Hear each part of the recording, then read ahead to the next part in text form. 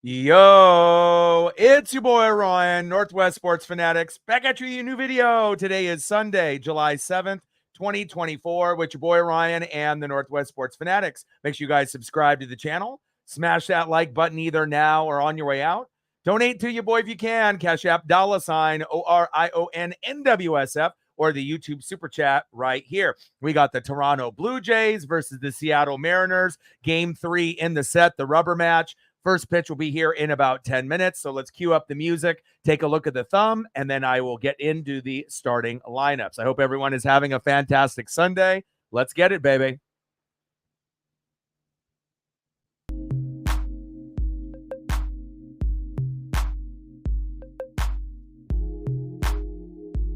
And on the thumb, on the left, we have Bo Bichette. And on the right, it's my guy, shortstop, J.P. Crawford. Let's go, baby. And first, let's start it off with the visiting Toronto Blue Jays. Leading off for the Blue Jays in right field, George Springer. Batting second, playing first base, Spencer Horowitz. Batting third, playing third base this afternoon, Vladimir Guerrero Jr. Batting cleanup, batting fourth, DHing today for Toronto, the former Dodger and Red Sox, Justin Turner. Batting fifth, playing shortstop today for Toronto, Bo Bichette. Batting sixth, playing left field for the Blue Jays, Dalton Varsho. Batting seventh, catching today for the Blue Jays, Alejandro Kirk. In the 8-hole, playing second base, Leo Jimenez. And batting ninth, playing center field, Kevin Kiermaier.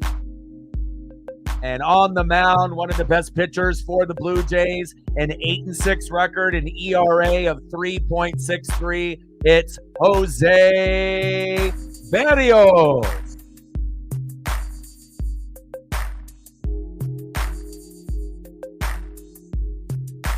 Now let's get into the starting lineups for your Seattle Mariners.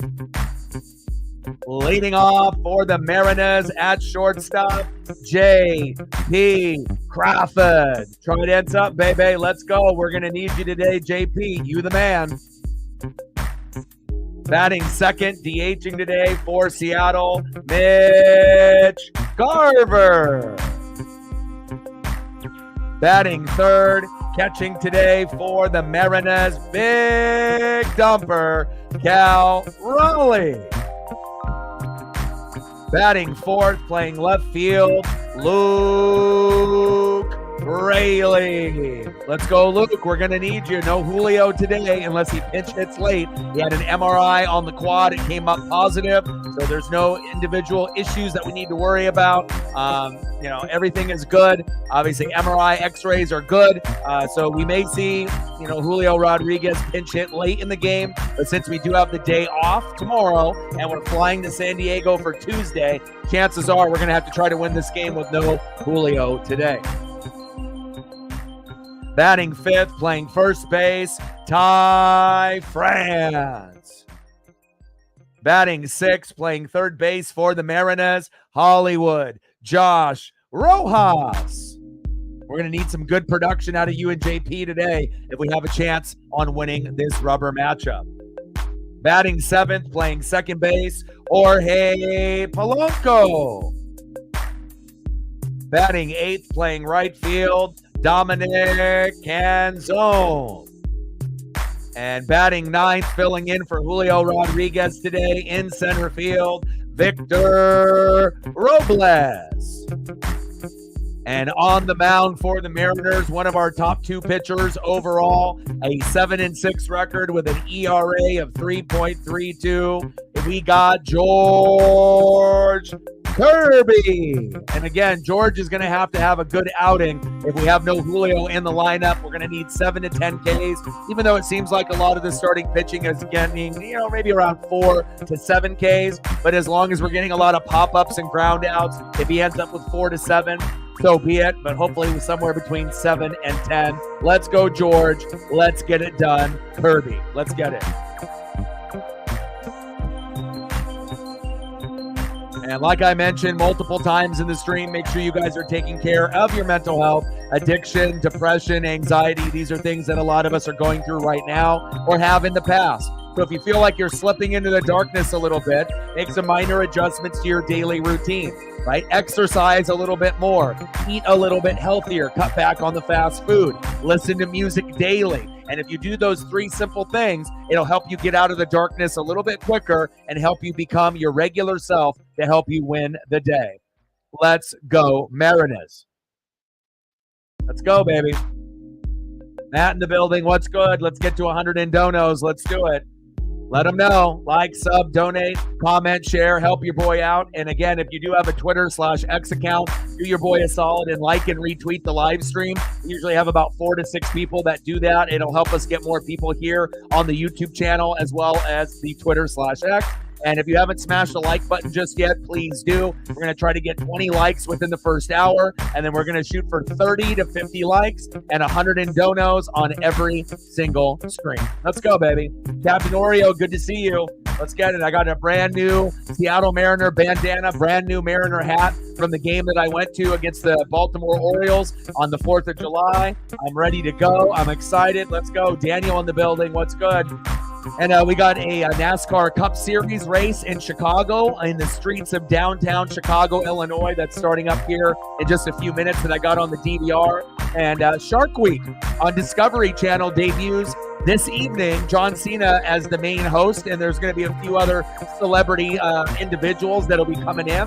So if you do enjoy Shark Week or Shark Fest, Nat Geo has got shark content all month long, and that started last week. And then Shark Week obviously starts this Sunday here in about, I think, 7-8 hours from now. And then it'll go on for a full week. Definitely excited for that new programming on Shark Week and Shark Fest. Let's go, baby. I'm ready. Brand new House of the Dragon episode this evening as well. So I got a jam-packed Sunday. We got the Mariners and the Blue Jays now. Then I got the NASCAR Cup Series, Shark Fest, Shark Week, and then House of the Dragon, obviously season number 2. And I don't know what episode we're on, maybe 3 or 4, but I'm definitely excited about that. Let's go, baby. I'm ready. And a little unfortunate that we got no Julio, but again, they did an MRI, to make sure that he was okay. MRI came up negative, and it sounds like it's just sore. So he's just doing, regular treatments right now. So I would more than likely say we're probably not going to get Julio today unless we need a pinch hitter late in the game in the 8th and the 9th.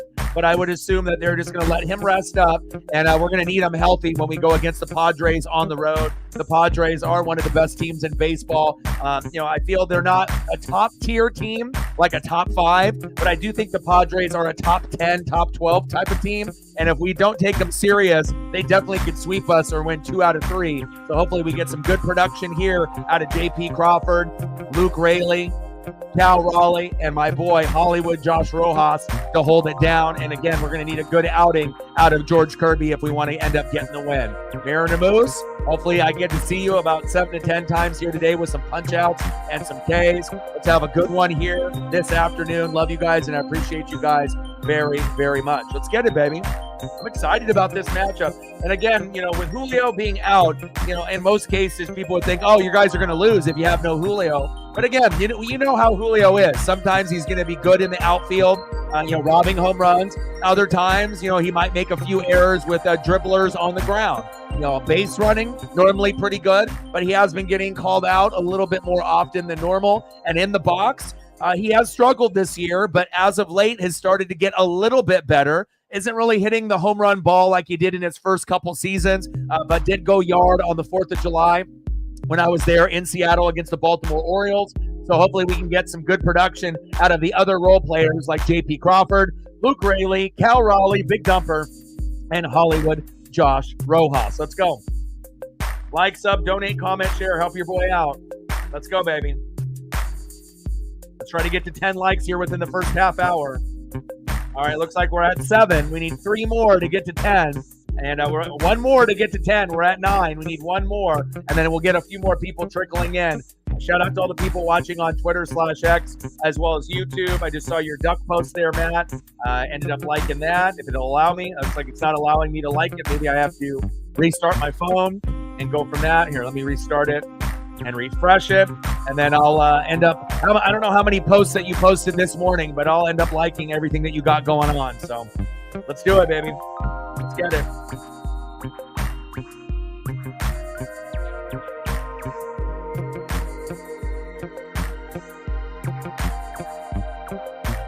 And on the mound for the Mariners with a 7-6 record, ERA of 3.32, George Kirby.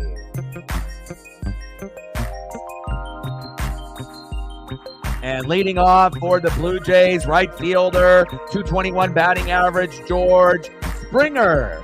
Had a very rough start of the season, but has been getting better as of late. So we'll see what George will do here today. Batting in the 2-hole, first baseman Spencer Horwitz. And batting third baseman today, Vladimir Guerrero Jr. Let's go Mariners.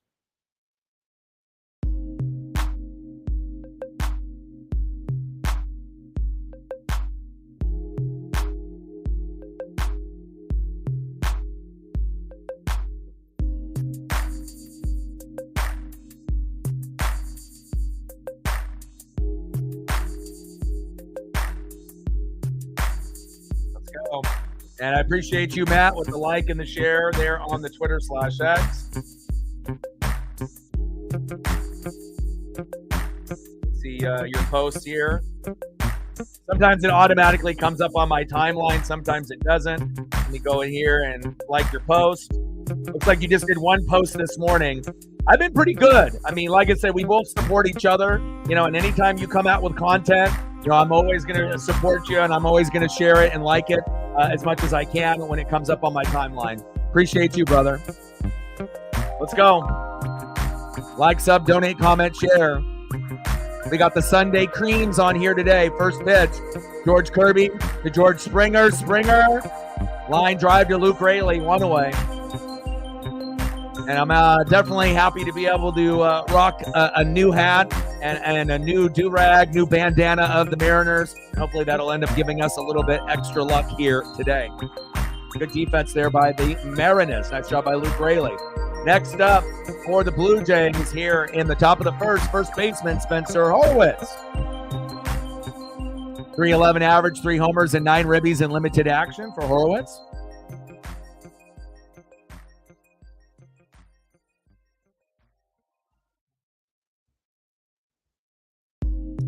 First pitch in the zone for a strike, 0-1 count.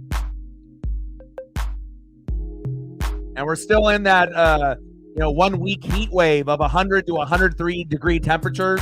I think we're in day 3 now. I think it was Friday, Saturday, Sunday. That one fell back behind the plate, 0-2 count.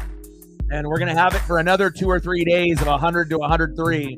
So we got the AC on in the house. I got 2 fans on me here right now. I'm ready for the heat wave to end, but we're trying to survive here in the Pacific Northwest. Top of the first, 0-0 Blue Jays and Mariners. 1 away. 0-2 pitch to Horwitz. Sliced into left field for a single. And Horwitz continues his hot streak with a bloop single to left field in front of Luke Raley.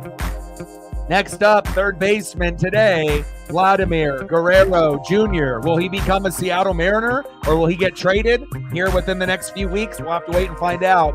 And if we ended up getting Vladimir Guerrero Jr., it would be amazing. I don't know if I would want to give up 3 top 100 prospects for him, but if we could end up signing him to like a long-term deal and he was going to be a part of our future, yeah, I would be down. 295 average, 13 home runs, 52 ribbies. Vladimir has had a tough time hanging onto the bat, though. In the previous 2 games, he's had 3 bats go into the crowd with him just slipping, out of his hands. And I don't think any of the fans got to keep the bats, unfortunately. But again, we have to keep an eye on Vlad here. Got to keep your head on a swivel to see if another bat goes into the crowd. But he did get hit on the hand by Garrett Cole, I believe, like a week earlier. So there might be some numbness or stinging in the hand that's not really as powerful and strong as it was before. And that's why more than likely that bat is slipping out of his hands when he's trying to hit these home runs. I couldn't imagine getting a bat sitting in like the 5th row. I definitely would want to keep it, but it all kind of depends on the player. Vlad right up the middle for a single on George Kirby. Now we got runners at first and second. Come on, George. Good start here for the Blue Jays. Spencer Horowitz with a single there in left field. Vlad right up past the second baseman and shortstop, right up the middle. Next up, the former Dodger and former Boston Red Sox. And I really liked him when he was on the Dodgers. DHing today for Toronto, Justin Turner. JT.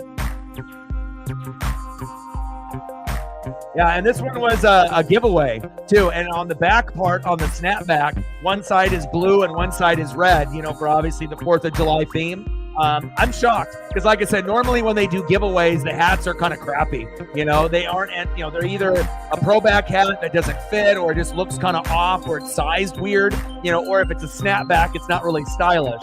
And normally I'm not a real big fan of white hats because they get dirty so much. But since I end up wearing bandanas and do-rags most of the time in my life when I go exercise with Paisley or when I'm doing streams, I don't have to worry about the, the crease underneath from the sweat.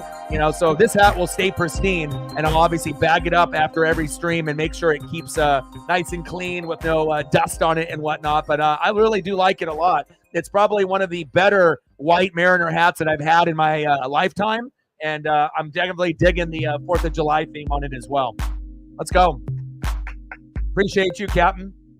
Yeah, and only the first 10,000 fans out of like the 40,000 plus at the game got it. So in my section, me and my buddy were like the only ones that had them. So I don't know if a lot of people just ended up showing late, but normally when they do giveaways, they'll do like 20,000 or more. So this one was a little bit more limited as an item.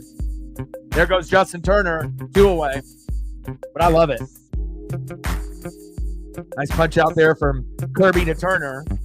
Next up, shortstop, Bo Bichette, another individual the Mariners are looking at. And it's not like we're going to get Bo Bichette and Vlad Jr., but there is a chance that we might end up landing one of these players.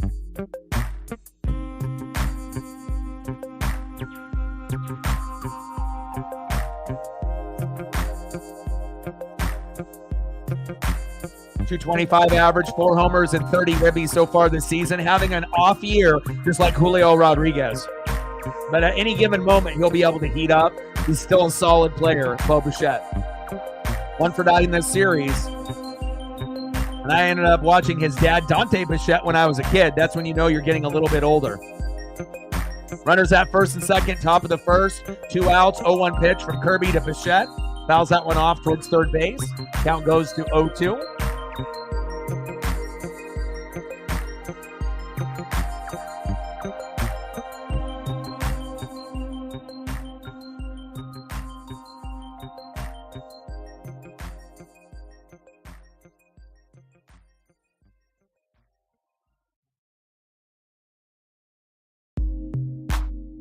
Pitches outside, 1-2 count. Shout out to all the people watching on Twitter/X as well as YouTube. And Matt, we're going to have the day off tomorrow, so enjoy working out and spending time with your friends and the fam. Enjoy your day off tomorrow, and then we'll get back at it on Tuesday when we go to San Diego to play the Padres on the road. Now, if the Dodgers were on tomorrow, I would consider doing a Dodger live stream, but I looked at the matchups tomorrow, and they're really none of them look that enticing or great. So we'll just take the day off. I'll spend some time with Paisley, try to keep cool during the heat wave, and then we'll get back at it on Tuesday. Runners at first and second with 2 outs, top of the first. 2-2 pitch incoming from Kirby to Bichette.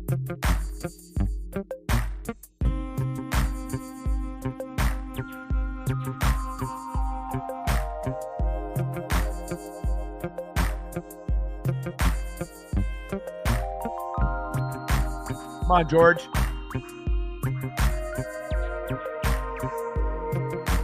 We need a solid outing from you. 2-2 pitch. Pitch is high and inside, 3-2 count. Now you got Logan Gilbert as a 1, George Kirby as a 2, right? Luis Castillo as a 3, Bryce Miller as a 4, and then Emerson Hancock as a 5 until we wait for Brian Wu to come back. Come on, George. Let's get it, baby.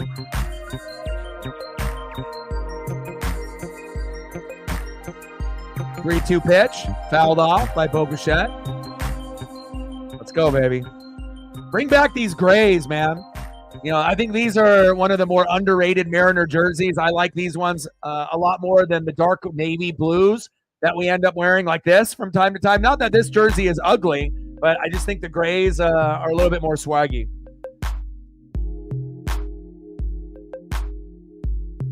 Flying Monk. Appreciate that. Mariner giveaway on the July 4th matchup against the Orioles. I love it, man. And white hats are swaggy as long as you keep them clean, right? If you can keep your lid and you can keep your hat, you know, nice and swaggy and clean, just like shoes, right? If you got shoes that are white, whether they're Air Force Ones or Converse or Vans or Nikes or whatever, you know, as long as you're keeping them clean, it definitely will stand out and look, you know, a lot nicer than just kind of throwing it, you know, across the room every time you're done. We got bases loaded. Dalton Varsho in the box. Pitches outside. 1-0 count. Come on, Kirby. We got to get out of this. Kirby doesn't really walk too many individuals. He averages about 0.5 walks a game. You know, it's usually about one or none. In the box, left fielder who played safety back in high school and college, Dalton Varsho. He's made some pretty spectacular plays in left field, robbing home runs and diving catches and, you know, jumping into the wall and robbing a couple RBIs for the Mariners. So we're going to definitely have to keep an eye on Dalton Varsho. And he ends up having one of the coolest photos with a double image on it.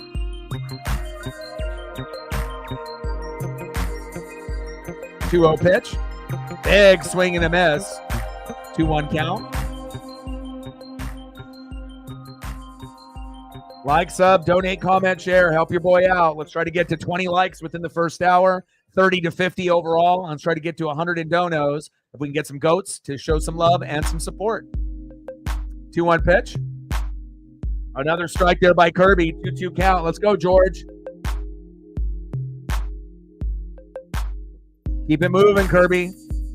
We need you.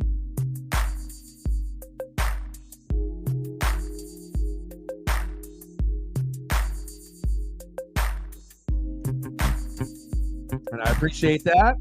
And I appreciate that. 2-2 pitch. Uh-oh. Popped up. Canzone is there.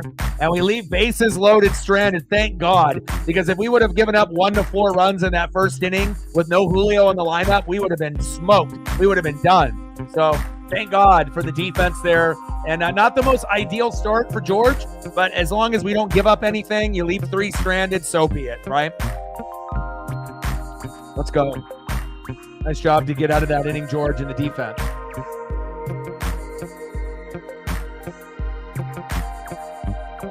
Leading off for the Mariners at shortstop, J.P. Crawford.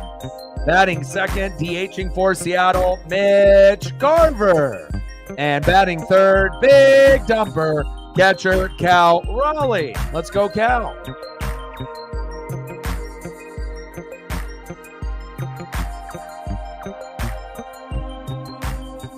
And on the mound for the Blue Jays to make his appearance, 8-6 record with an ERA of 3.63. This is going to be tough. I doubt that we're going to get that many hits and runs on Jose.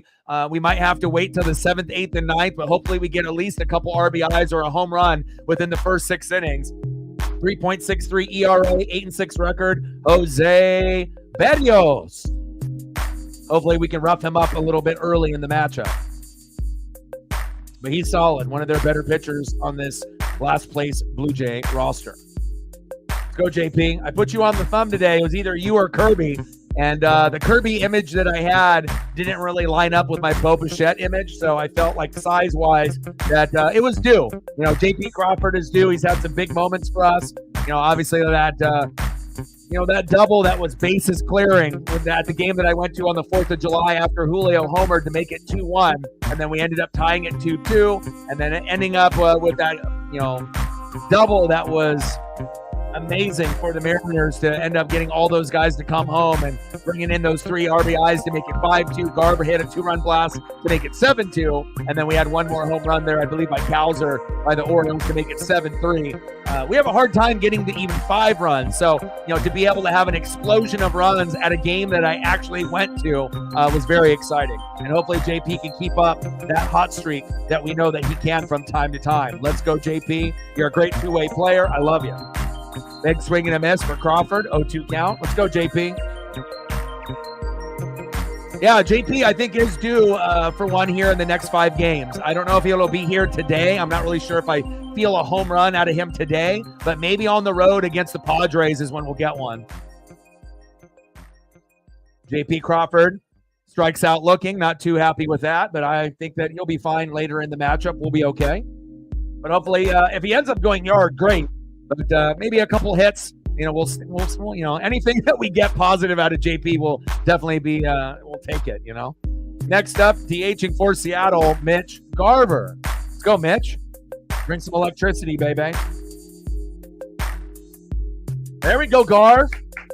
And I know at the beginning of the year, we were really on Polo and Garv, like we, wasted our money. But as of late, Garv is actually earning his paycheck. And I like what I'm seeing from him as the backup catcher over Sevi Zavala, as well as his role as a DH. He actually is starting to hit home runs and getting base knocks from the DH position. Nice job, Mitch Garver. Next up, big dumper, catcher Cal Raleigh. Let's go, Cal.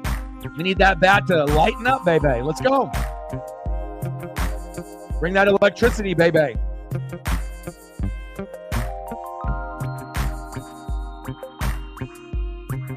Pitches outside, 1-0 count to Cal.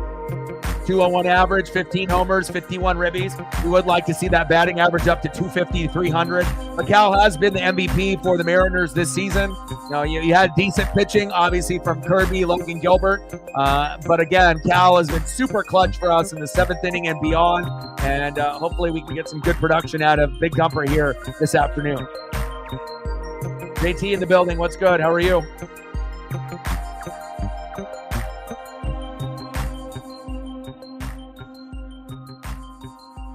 Bottom of the first, 0-0, Blue Jays and Mariners.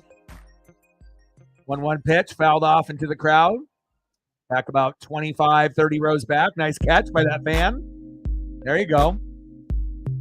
Nice souvenir. I would have loved to have been able to get a Cal Raleigh foul ball, but none went in my direction.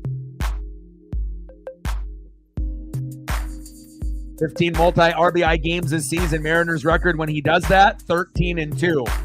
Cal Raleigh, one of my favorite players on the team overall. I like Cal, I like Julio, I like Kirby, I like Gilbert, I like JP. And as far as a new addition, I really do like Luke Raley and Hollywood Josh Rojas. Let's go.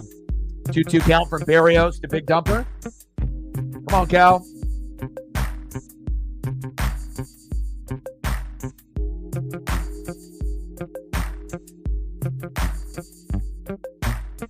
Pitches inside.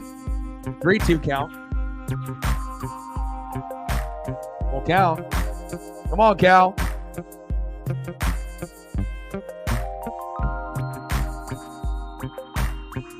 Yeah, it was nice for them not to, put up 2 hits and no runs and like they did in game number 1. If I would have went to that game number 1, where they absolutely stunk, right, and we lost 2-0 and only had 2 hits, both by Hollywood Rojas, I almost would want like a refund. So in the game that I went to on the 4th of July, you had 2 home runs in that game, Julio and Garv, Gunnar Henderson, and I think Cowser. So you had 4 home runs total, which is a little rare for a Mariner game, and a 7-3 final, 10 runs combined. So you couldn't ask for a better matchup. And on top of that, a Mariners win. So that way we prevent from getting swept from the very first time all year. 3-2 pitch to Cal. And punched him out looking. Fuck. Good pitch by Barrios.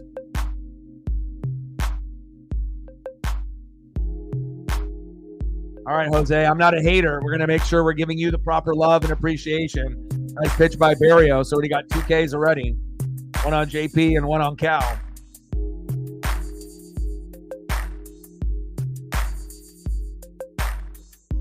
Next up for the Mariners, left fielder Luke Raley. Nuke Lukem. Let's go. Luke Raley. Let's go, baby.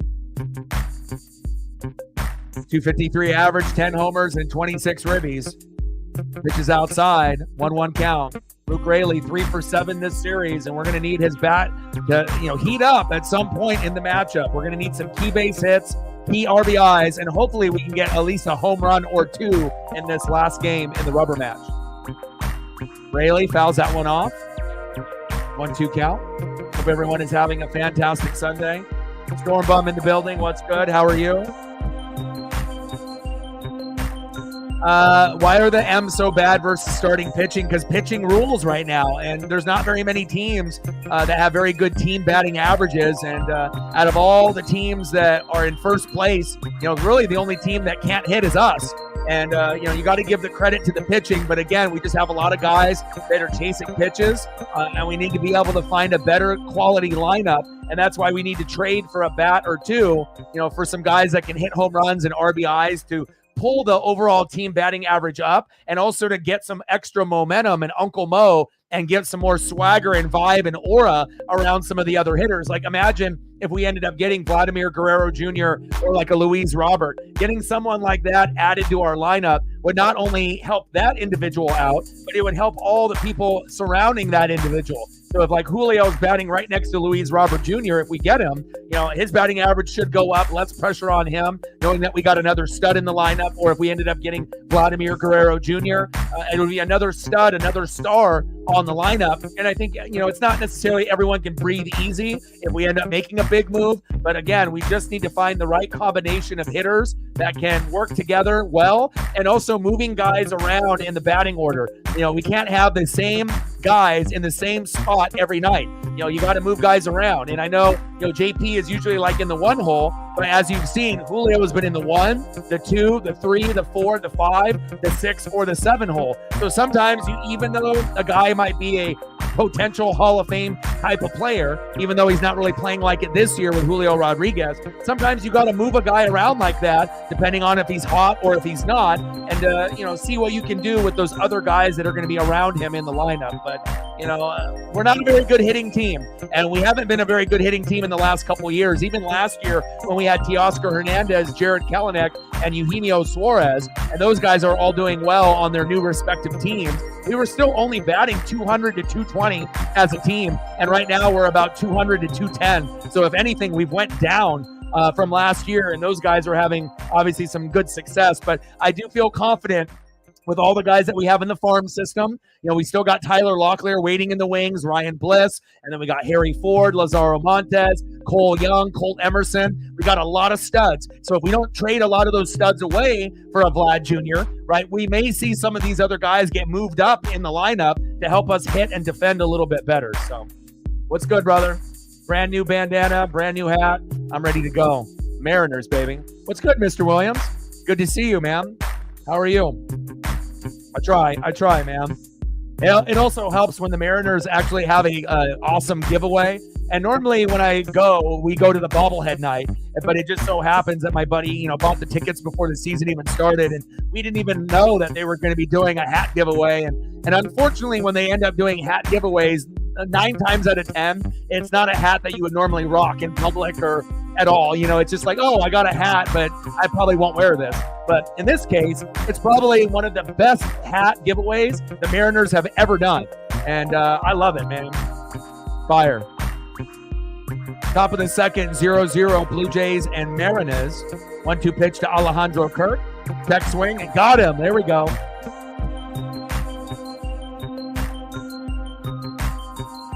Oh, man, we could use you, man.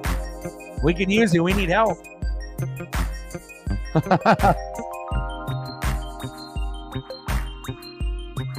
Appreciate you. And coming from an Astro fan, I appreciate it. But again, that's why, I'll get along with some, fans from, most people, as long as like you have chat etiquette and people aren't trolling or just trying to be rude or negative 24/7. I try to be, as real and genuine as possible and not have the bias. And it's never going to be just a Mariner stream. We're going to definitely make sure we give the proper love to the opposing roster and team as well. Next up in the box is Leo Jimenez. Top of the second, 0-0, 1 away. 0 for 1 this season, just newly acquired and in the lineup here. 1-1 pitch. Jimenez. Right over Polanco's head for a single. Nice base hit for Leo Jimenez. Next up, center fielder Kevin Kiermaier.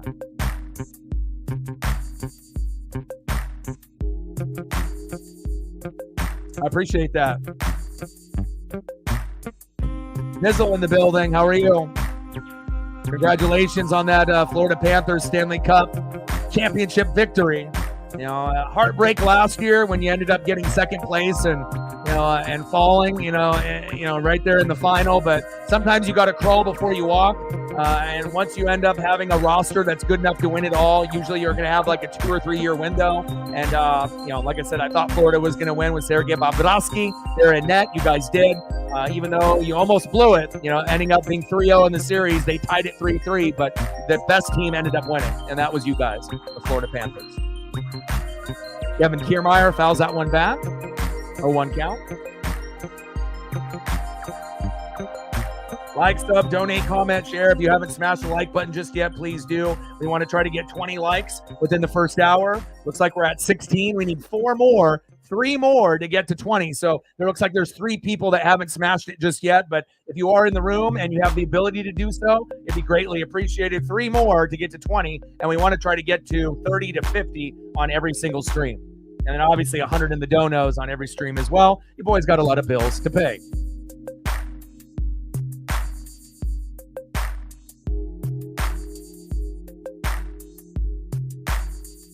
There we go. Kirby to Kiermaier. Got him, baby.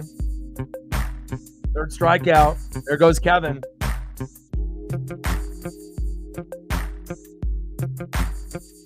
Nice job by George Kirby. Keep those Ks going. We want 7 to 10.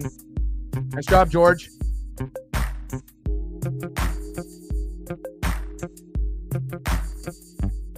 Next up, right fielder George Springer. Big swing and a miss from Springer. 0-1 count.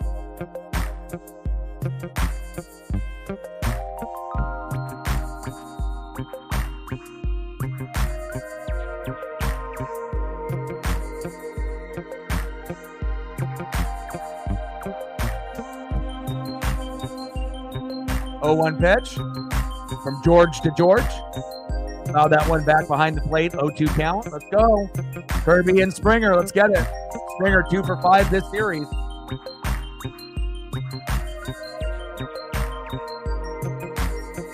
I have not looked yet. I'll take a look here in just a second. Top of the second, 0-0 Blue Jays and Mariners. Runner at first, 2 away. Kirby, 34 pitches in, but looking strong. 0-2 pitch. Pitch is high. Nice save there by Cal Raleigh. 1-2 count.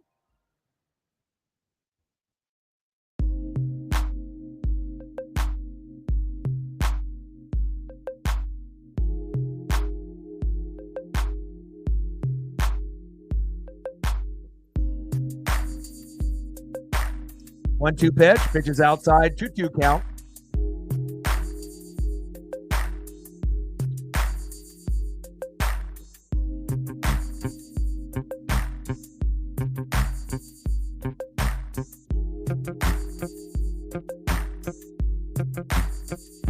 Thank you, Mr. Williams. I appreciate you very, very much, man. And like I said, I only have nice punch out by Kirby. I only have maybe 4 or 5 people total that will help me on the the Cash App side or the Venmo side, and it means a lot. There's some people that don't have the apps if they're like overseas and whatnot, like Megan in Australia. And super chat stuff is great, because you can end up getting it obviously a month later.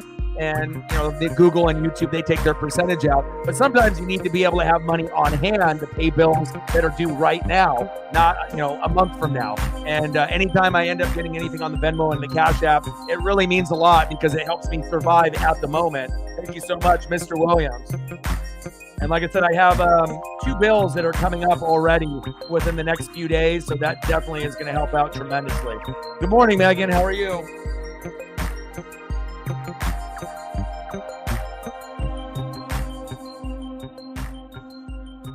Let me know what you want to do for photos. You want Shohei Ohtani? You want some Rams players, Dodger players? You let me know, and I got you. Thank you so much.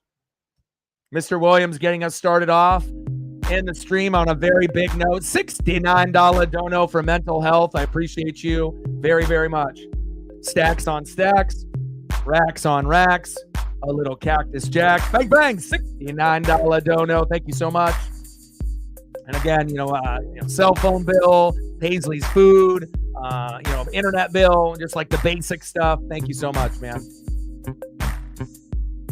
Yeah, I mentioned that before you hopped into the room. That's why it's always good that we have others, because obviously since you're in Australia, it's different over there. But that was, basically for everyone else besides you. So I already know that you don't have access to it, so that's totally fine. But we have others that can definitely help out, like Mr. Williams, that are in the States to help out with the bills at the moment. So thank you so much. Appreciate you guys very, very much.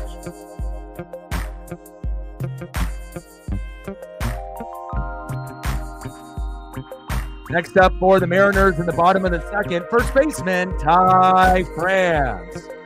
Batting second, third baseman, Hollywood, Josh Rojas. And batting third, second baseman, Jorge Polanco.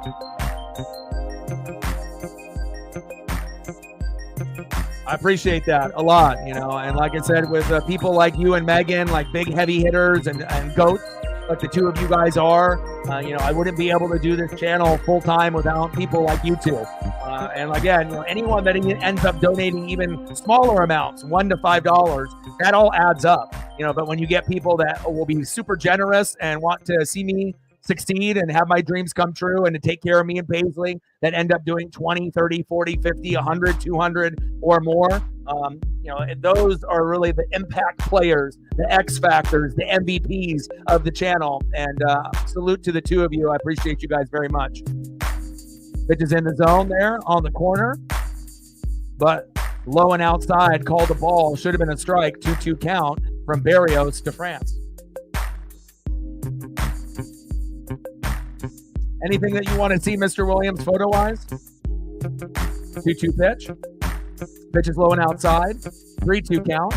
But I got the NASCAR Cup Series, the Chicago Street Race. It's on the DVR right now. The debut of Shark Week with John Cena and a bunch of other celebrities is on Discovery Channel tonight. And you'll have new content 2 to 3 hours every night for a week. And on Nat Geo, they've already started Shark Fest. There we go, Ty France. Nice hit to right field. And if you like Shark Week or Shark Fest has been already going on for 3, 4, 5 days. And they have new content every night, about 2 hours. So I think I got 5 hours of shark content on my DVR tonight, Discovery Channel and Nat Geo. We got a brand new House of the Dragon, Season 2, Episode 3 or 4, something of that nature, is on tonight as well. And then, obviously, like I mentioned, the NASCAR Cup Series Street Race in Chicago. So I'm going to have a very, very busy day after this game is over. And if you guys are looking for something to watch, obviously Shark Week and Shark Fest are always money programming, obviously, at this time of the year. And the reason I love it so much is just because I've watched it every single year. For every year they've come out with it, 20 plus years of my life. So I've been watching it almost half my life. But once it's done, like Shark Fest and Shark Week, you're that much closer to the NFL and college football season. Pitch is inside, 1-1 count to Hollywood, Josh Rojas. Oh, no worries. You always do above and beyond anytime that you can. No worries. Appreciate you and love you. Next up in the box is Hollywood, Josh Rojas. Pitch is inside at the knees. Rojas goes down. 2-1 count. Let's go, Hollywood.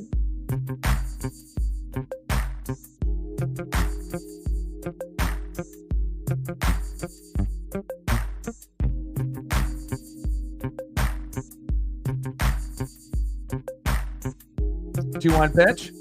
Big swing and a miss. 2-2 count. Megan with the like and the share on the Twitter/X with Matt. Thank you to the two of you very much. Anyone else that's got a Twitter/X account, if you could do your boy a solid and like and retweet the stream, it'd be greatly appreciated. We got 28 people watching right now, and we hit the 20 likes. We're at 21. You guys are amazing. Thank you so much. And there goes Hollywood Josh Rojas with the pitch inside. Nice punch out by Jose Barrios. 1 away. All right, now we're at 22. 8 more to hit the first initial goal to get to 30, and we're going to try to shoot for 30 to 50 likes on every stream. And here in the Pacific Northwest, specifically in Oregon, where I'm at right now, we have a heat wave of 100 to 103 for 7 days straight, which is very unusual. And we're in day number 3 of the heat wave. So over 100 degrees here. AC is on the house. I got 2 fans on me. Just trying to survive until this heat wave is over. Bottom of the second, runner at first, 1 away. Next up in the box is Jorge Polanco. Let's go, Jorge.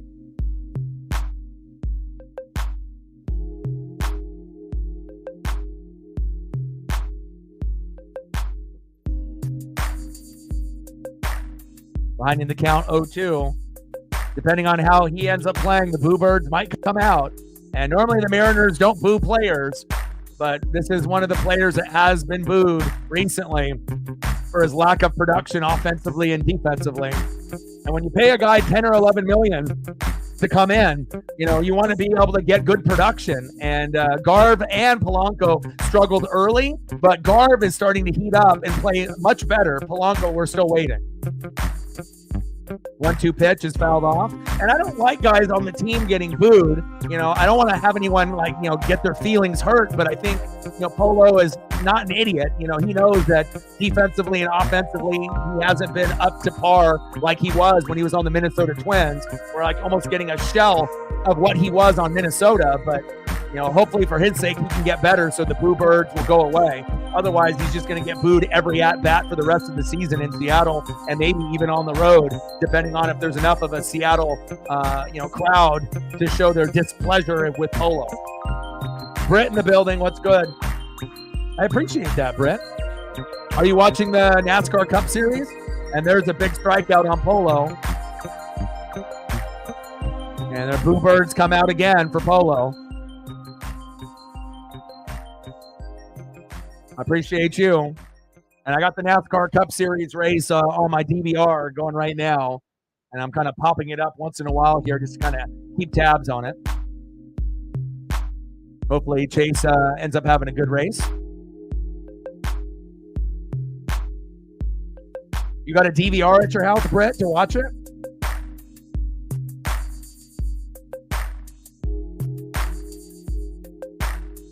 I have a link that I can send you, and it works. And there's, it doesn't have any problems with it. It's kind of like the sports links if you don't have one. Little flip to second base for the force out. End of the second inning. We're still knotted up here at 0. 3 hits for the Blue Jays, 2 for the Mariners.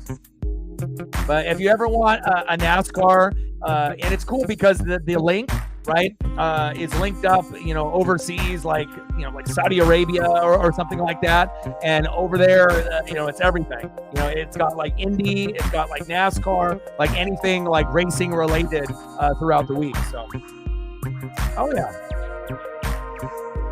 Oh, okay. Did I give you the link for the NASCAR though? Because the other links that I've given you in the past have only been for basketball, baseball, football, hockey. This link that I have is different. It's separate, and obviously it's it's a different one only for racing. So. Okay. But if you ever, need it, let me know, or I'll just end up sending it to you and you can just have it. And then if you end up using it, great. If not, you at least have it at your disposal. But I'll send it to you here in a second. I'll send it to your Twitter feed, and then you can just save it like on your bookmarks or whatever, and then you'll be able to have access to that. International, I got to. I've already been watching a lot of Shark Week and Shark Fest programming already.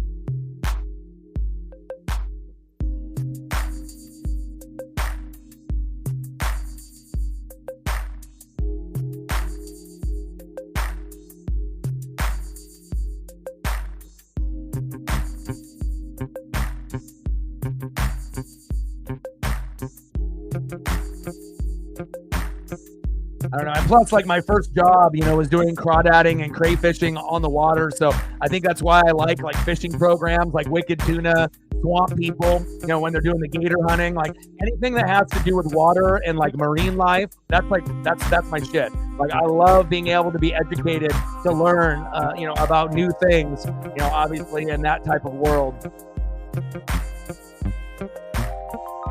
And I'll get a few more sprinkled in, obviously, as we go in between innings here.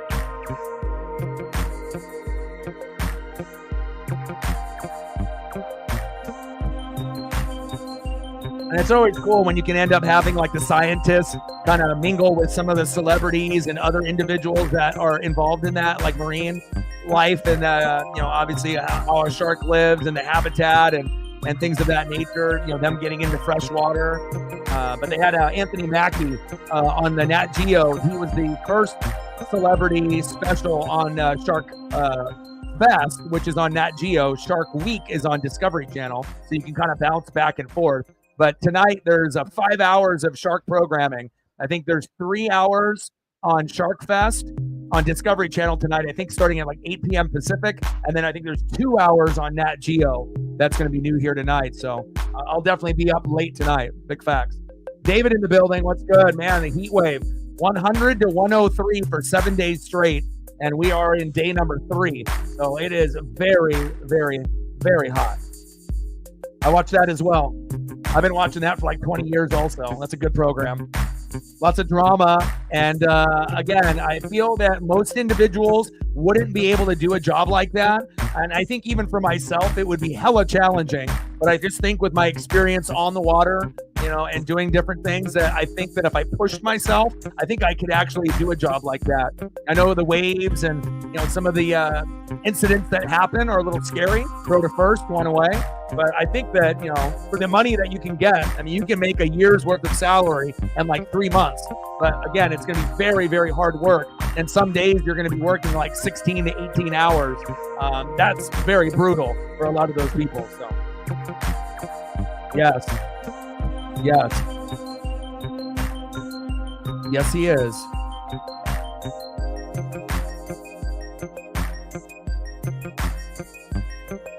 Pitches outside.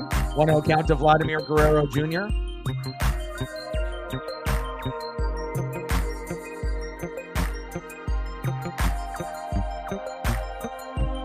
I don't know, I just like to be able to be educated every day. I always like to read, and you know, I'm always watching film for sports, and I'm always reading on the sport end, but I like to be able to read on what's going on in the world, and also just being able to learn something new every day. And I probably that's why I like watching History and Discovery and Nat Geo the most out of any channels, unless I'm on like Netflix watching a show or one of the, you know, or Hulu or something of that nature. JP, throw to first to France. There we go, 2 away. There goes Vlad Jr. Next up, the former Dodger and Red Sox DHing today for Toronto, JT, Justin Turner.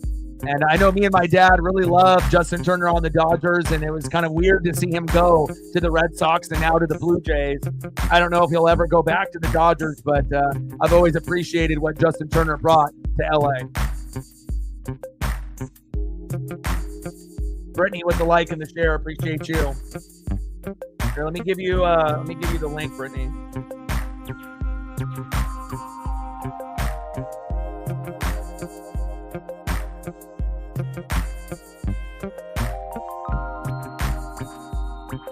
I'm going to send it to your Twitter / X here.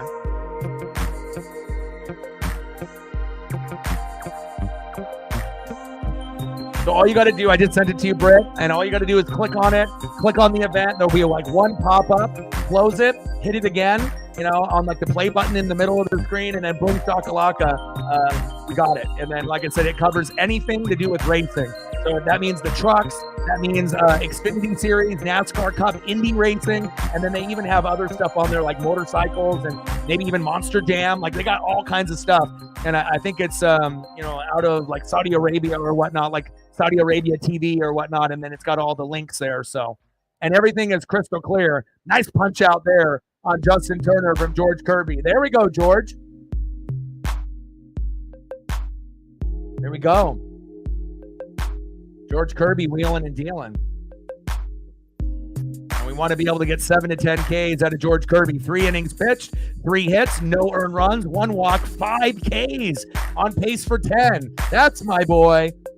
Appreciate you, George Kirby. Let's go.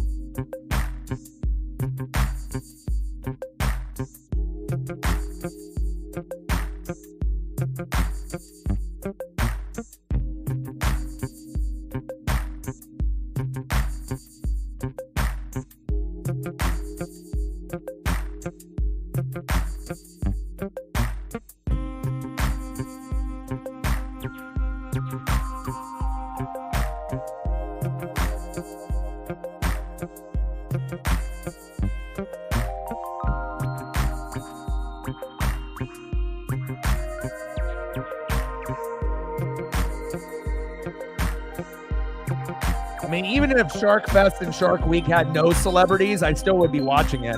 But I just like to be able to learn about, like, you know, the habitat, their behavior, you know, whether it's through mating season or, you know, their food habits or why they're going into areas that are unexplained.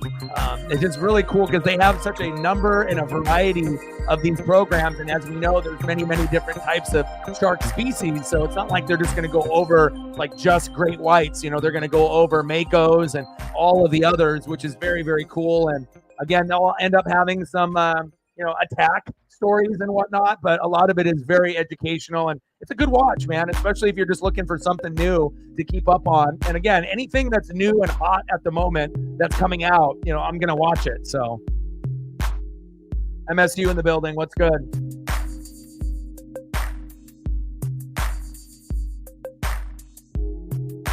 No, I totally understand. A lot of the times on the Nat Geo stuff, I like watching like the penguins and when they end up showing like underwater life, like with the fishes and the other animals there, right? And then anytime they end up doing this stuff, like when they're in South America or Africa, and then you start, you know, I feel like those ones are still okay, but I totally understand, you know.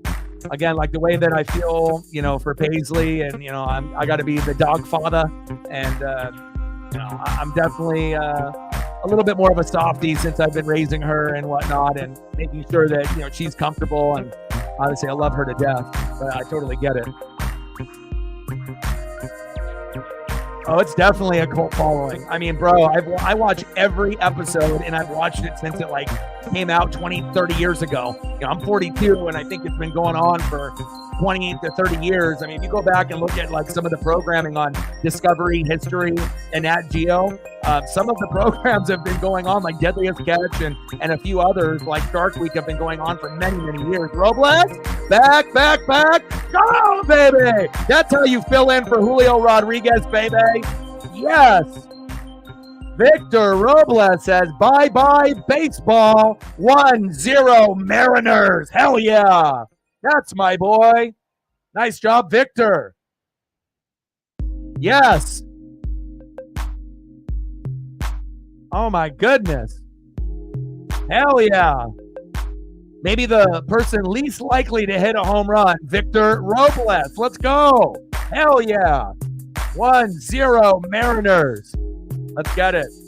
And like I mentioned multiple times on the stream, make sure you guys are taking care of your mental health. Addiction, depression, anxiety are things that we go through on the daily or have gone through in the past. So if you're struggling a little bit, you know, make sure that you set a good daily routine.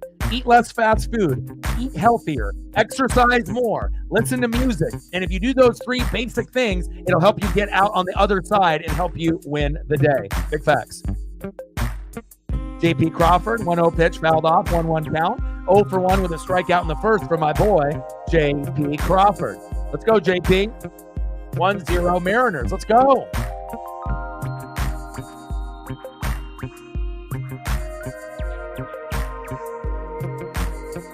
Yeah, but things change, right? Things change when you end up having a child, or if you have a connection to a cat or a dog. Like, I got no kids, of my own, but Paisley's my daughter. And so I treat her like that. And I really do feel that Paisley gets treated better than most children. I definitely, make sure that she's comfortable. She gets plenty of kisses and hugs from me every day. I probably tell her I love you 100 times a day. She probably gets like 200 kisses and hugs every day. So again, I think it's one of those things, once you get into motherhood or fatherhood, whether it's with a cat, a dog, or a human child, right? Things change in your life, and you definitely see things a little differently. I would agree with that as well. Big swing and a miss from Jose Barrios to JP Crawford. Count is full, 3-2 count. Let's go, baby. Let's go, JP. Bring that electricity, just like Robles did. Big swing and a miss, and there goes JP Crawford. Second strikeout for JP. Hopefully he'll end up getting a base knock after Jose Barrios goes out. Next up, DHing for the Mariners, Mitch Garver.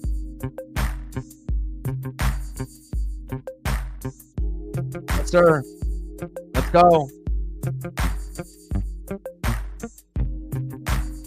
I think it is still the same, because even though Ollie is not necessarily your son, it's still, you're going to treat him as if it was. Like I said, you're going to give him the love and the attention and whatnot. So, even if it's not someone that's directly, your son or daughter, it doesn't matter. You still are showing the love and the care as if it was. So it's still the same thing. Throw to first, got him. 2 away.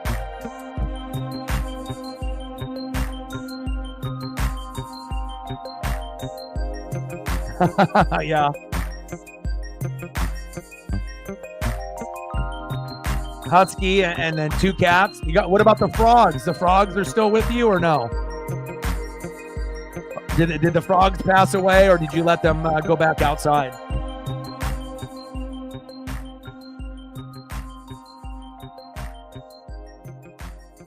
Oh, all the space kitties, dude.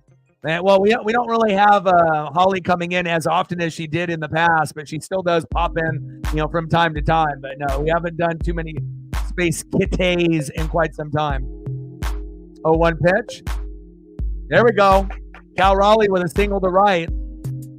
Nice job, Cal. Next up, left fielder Luke Raley. Let's go, Luke.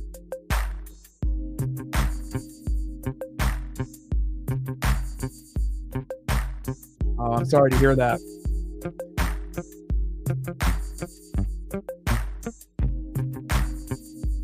Oh, that sucks. Oh, but at least you and Colton had at least a few days or a few weeks with them before that happened. So, gotta appreciate that, the time that we have on this earth. No matter who you are. Bottom of the third, 1-0 Mariners. Runner at first, 2 away. 1-0 count to Luke Raley. And I sent you that link, Britt, so you have that now for the future, and you can use that on your phone. You can use it on your computer, tablet, and it works really well. Throw to first. End of the third inning, 1-0 Mariners with a Victor Robles blast. Nice job, Victor.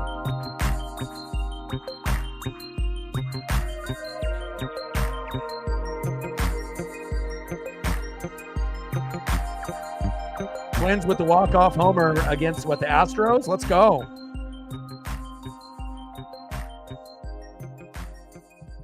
All right, see what other photos I can find here.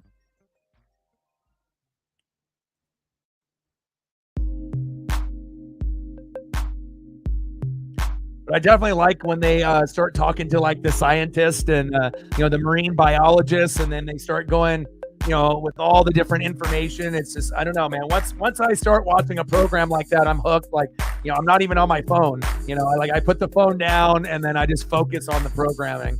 And I know that's it's a hard thing to do nowadays. Because our phone is kind of attached to us as our little mini computer and whatnot. And I feel a lot of times that, you need to just put the phone down and just appreciate what you have right in front of you. Like when you're outside, enjoying the nice weather, or if you have a movie or a program. But a lot of times, we just get stuck back to our old ways where we know we should be focusing and enjoying the moment, but sometimes we just get, bombarded by social media, or our brains are triggered by, I wonder what's on social media right now, even though I've already refreshed the feed 20 times this hour. But that's, I guess, that's human nature, I guess, for you.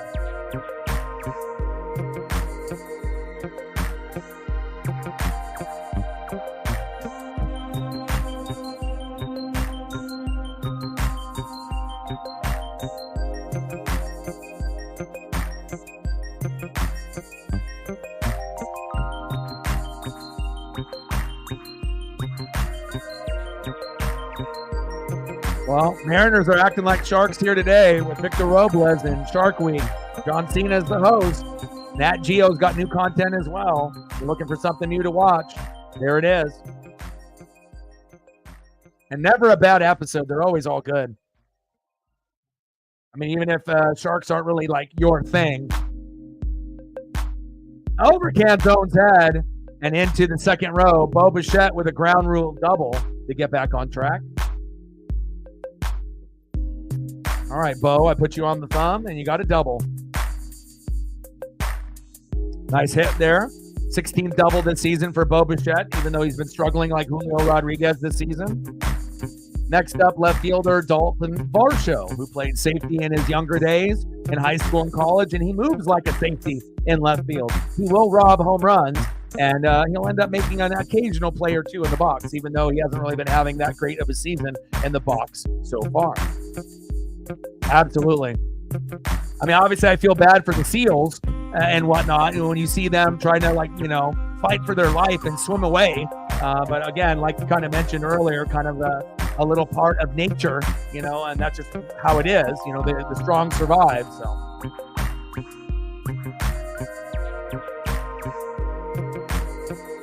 There you go.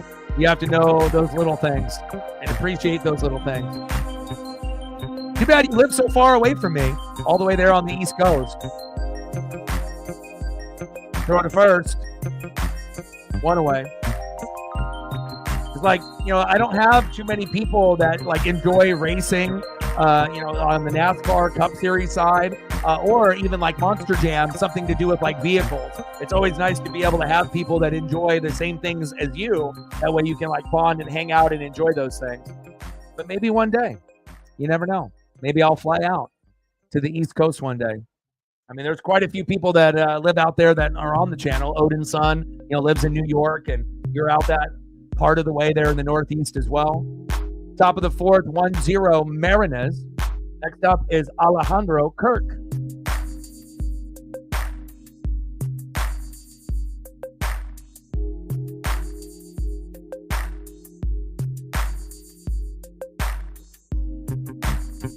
I did see that I just got a message on my phone from a couple of my Mariner buddies that the Twins walked off on the Astros. So I did see that, Scott. Hopefully you're having a good day. Well, maybe I do. Maybe I do. That's true.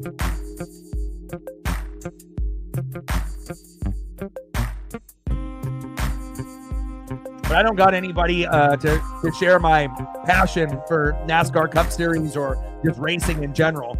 None of my friends are into it, here. So, I kind of have to, just watch it solo or watch it with Paisley and whatnot. But I still enjoy it. And I like having something to watch, Friday, Saturday, Sunday, whether it's the trucks, Xfinity, which I watched a little bit of yesterday, SVG and company, and then obviously the NASCAR Cup.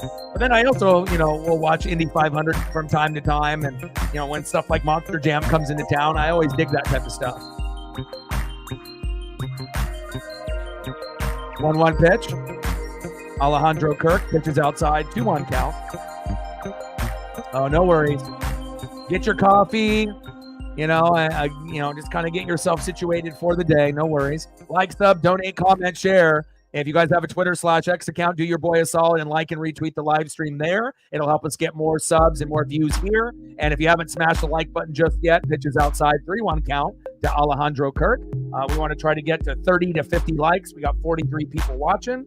And if you haven't smashed the like button yet, let's see where we're at. We're at 24. We need 6 more to get to 30. So if you haven't smashed the like button just yet, please do your boy a solid.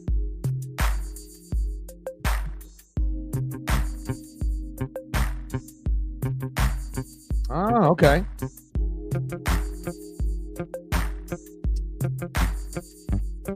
Yeah, I finished The Bear. Obviously watching House of the Dragon and The Acolyte. The Boys debuted this month, but I haven't started that at all. So if I'm going to do The Boys, I'm not going to just watch like season 3, season 4. I got to start it from the very beginning.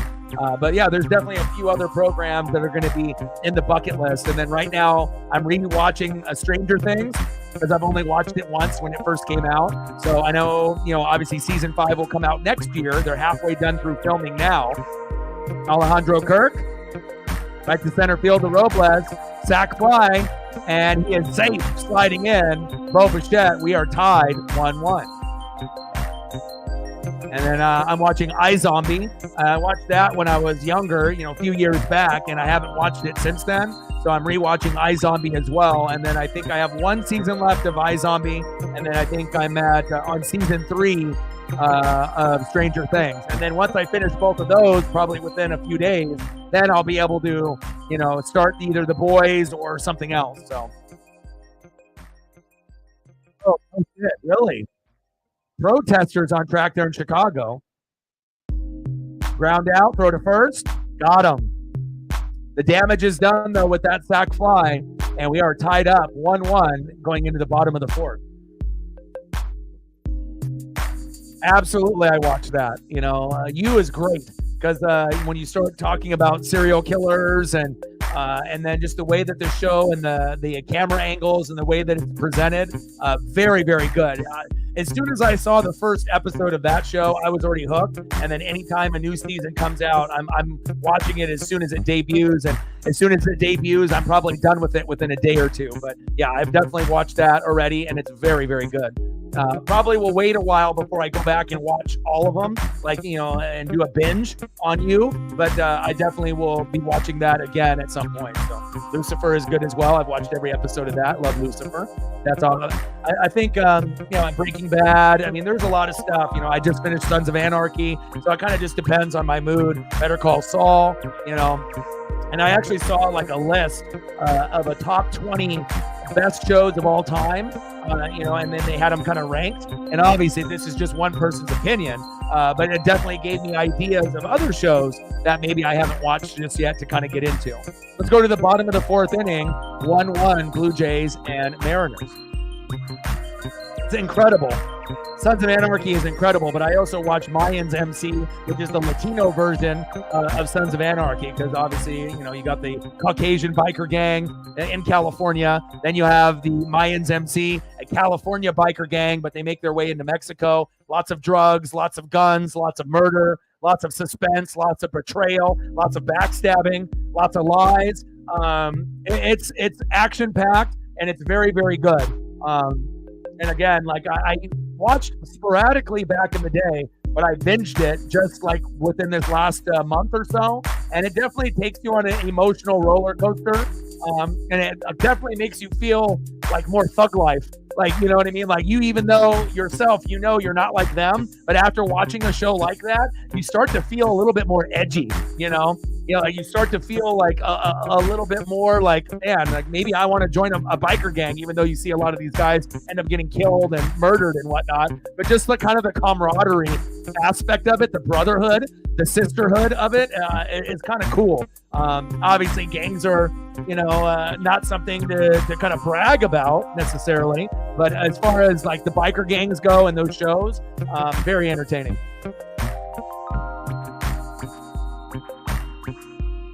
Bottom of the 4th, 1-1, Blue Jays and Mariners. 0-2 count to Ty France from Jose Berrios.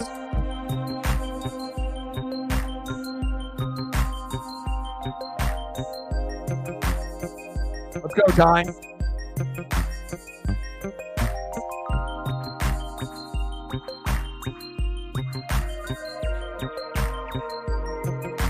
Pitch fouled off. Count remains 1-2.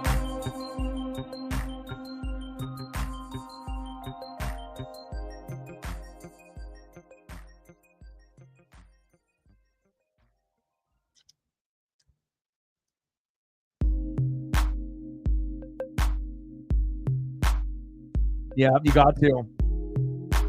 Or or go from Breaking Bad to Better Call Saul. Have you started Better Call Saul?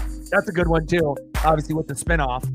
It's not going to be as good as Breaking Bad, but I still think it's worth a watch. It's pretty fucking solid. And you still have a crossover event. You still have some of the characters from the one Breaking Bad in Better Call Saul. Chopper, throw to first. One away. There goes Ty France.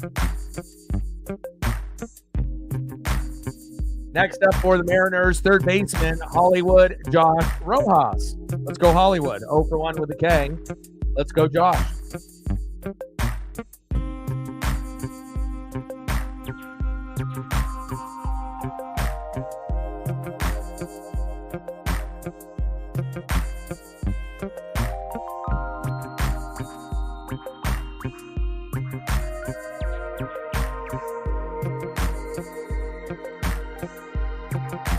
Yeah, for me, it's opposite. Breaking Bad, you can argue Breaking Bad is one of the best shows of all time.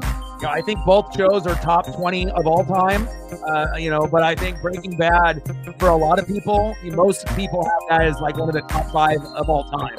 And I think with Better Call Saul, most people have that somewhere between maybe 8 and 20, or not at all if they've never watched it. But I guess it just depends on what aspect that you like out of the show. If you like certain characters, like if you obviously like Better Call Saul for the characters that are in it, but if you're actually looking at Breaking Bad and based on the whole story and everything that goes on that's in it, for me, I think I would go the opposite. I think Breaking Bad is better than Better Call Saul, but I still think Better Call Saul is worth watching, and I like it, and I think it's a very good show too. Bottom of the fourth, 1-1, Blue Jays and Mariners. 1-2 pitch to Hollywood Josh Rojas from Jose Berrios. Got him. But everyone's going to have different taste, on what they like for programming and whatnot. See what Jose Berrios is at so far. 3.2 innings pitched, 4 hits, 1 earned run, no walks, and 7 Ks. Kirby's got 5, so 12 Ks combined for both of these pitchers.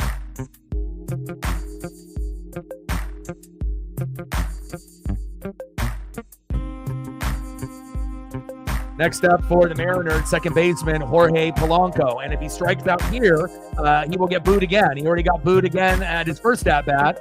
And again, 193 average, 5 homers, 15 ribbies. Did have an injury that took him out for about a month.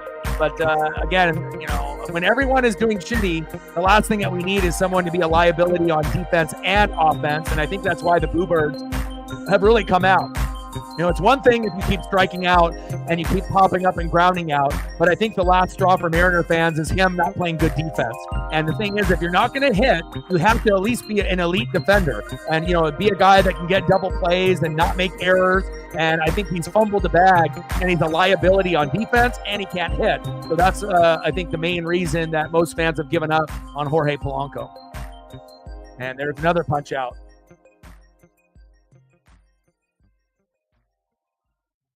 Polo. Bottom of the fourth, 1-1. Blue Jays and Mariners. Let's go to the top of the fifth.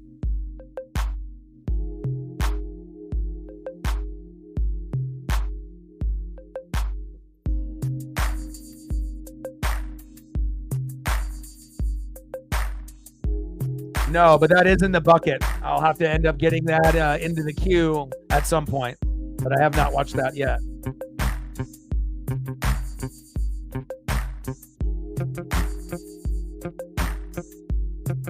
Oh, okay.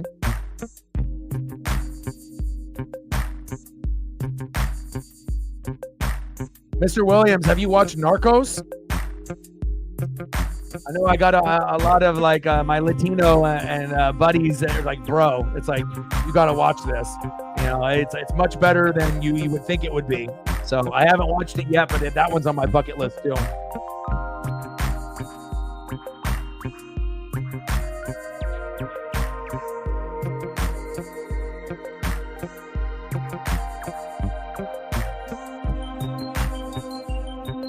See who's up next here for the Blue Jays.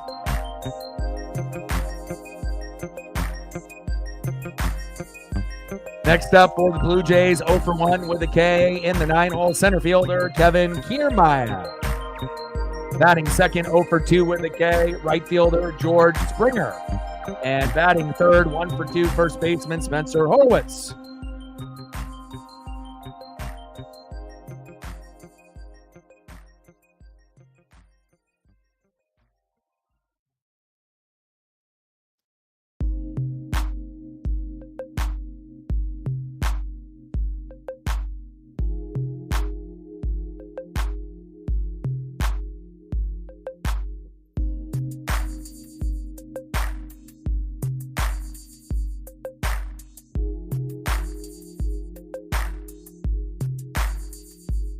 Oh, it's in Spanish? I didn't even know that. So do they have subtitles in it? Like if you're watching something else, like obviously something that's foreign based or whatnot? All right, I got to turn the NASCAR Cup Series on here. So are they just starting it up? Britt, are you still in the room? Are they just starting the race now? Or is it... I know she told me it was delayed, but all right. Looking at it now, they're showing the cars in downtown Chicago. I got to have that going on here too. I got to multitask. Top of the fifth, 1-1 Blue Jays and Mariners. Kiermaier fouls that one up. In foul territory, Rojas is there. There we go, 1 away.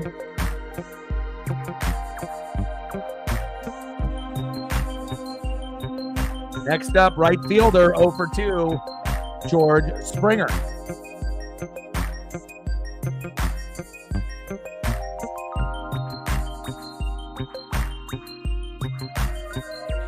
And anything else you want me to be able to throw up for you, Mr. Williams, while you're going to be here? You want me to throw up some Shohei Ohtani, Freeman, Mookie?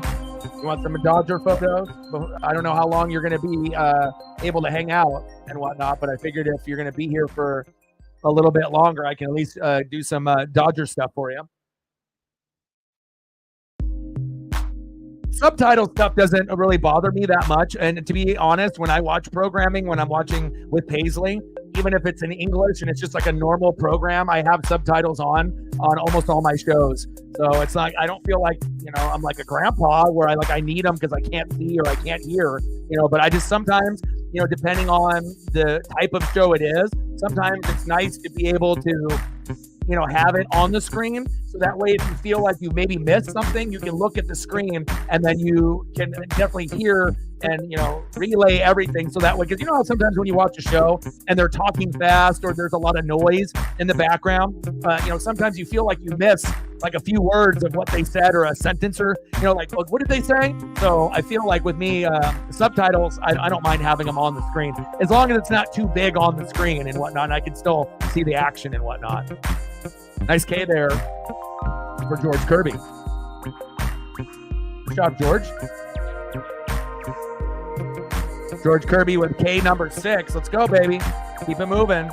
Marina Moose is happy. Get it, Maurice.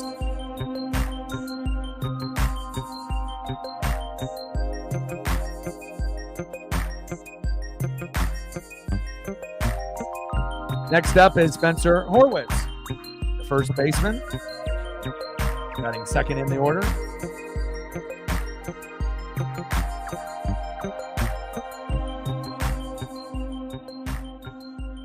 JT, have you watched the whole thing? Like, how many seasons is it? And like, how many episodes per season? Is it like 10 to 12 episodes? And is it like 5 seasons long? Like, what's the breakdown of Narcos? I don't know a whole lot about it besides just my friends telling me it's awesome.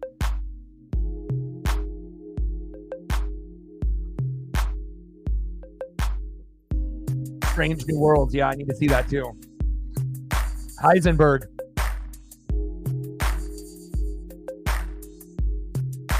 Foul back. All right, looks like the race just started. Okay. So that one got delayed by quite a bit. There must have been a lot of protesters in Chicago. They're on lap number 1 of 75. Well, that's good timing then for me just to turn it on. I mean, I got it on the DVR, but hell, if I can watch both at the same time. There we go. 0-2 pitch. Pitch is low and into the dirt. 1-2 count.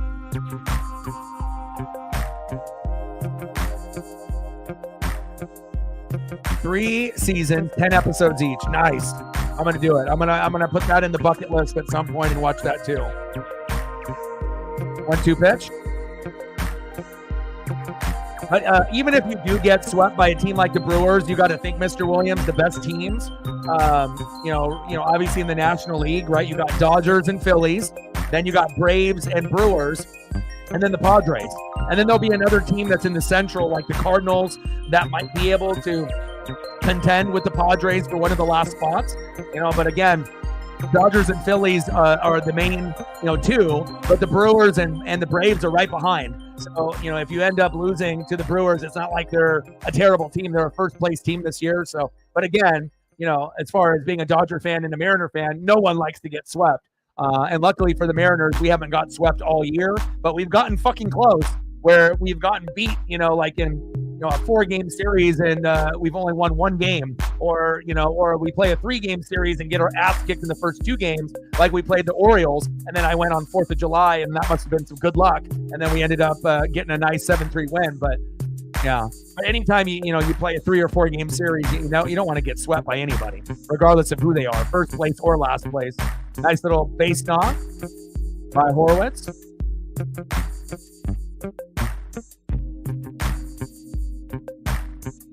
Next up, 1 for 2, third baseman Vlad Guerrero Jr.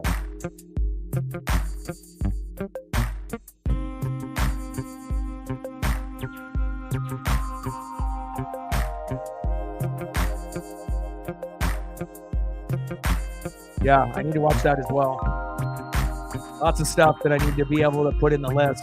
It's just my problem. I don't know if it's a comfort thing, but sometimes I know, like, you guys probably do it too, where you have like favorite shows where you've already seen them, like maybe even multiple times, but you like sometimes just have this comfort level where you want to go back and watch a show, even though you already know, everything that happens, but you have like this connection with the characters. And that's what happens with me usually with like True Blood, Stranger Things, Game of Thrones, Dexter. It's like I've already seen them, but sometimes it's like I don't want to start a new show for whatever reason, and I just go back to my comfort zone and watching something, just to have it in the background or just to get immersed back with those characters and that you have a connection with and whatnot. So, but I always have like, a few of those shows that I always fall back on. I'm like, oh, I should watch this new show. And then I go back and I end up watching a show like Dexter, even though I've already seen it like 3 or 4 times. But little ground ball.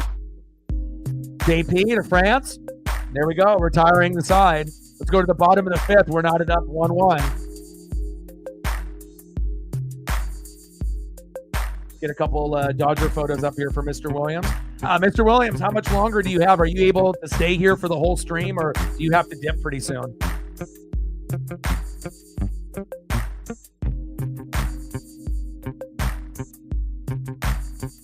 I appreciate you very much.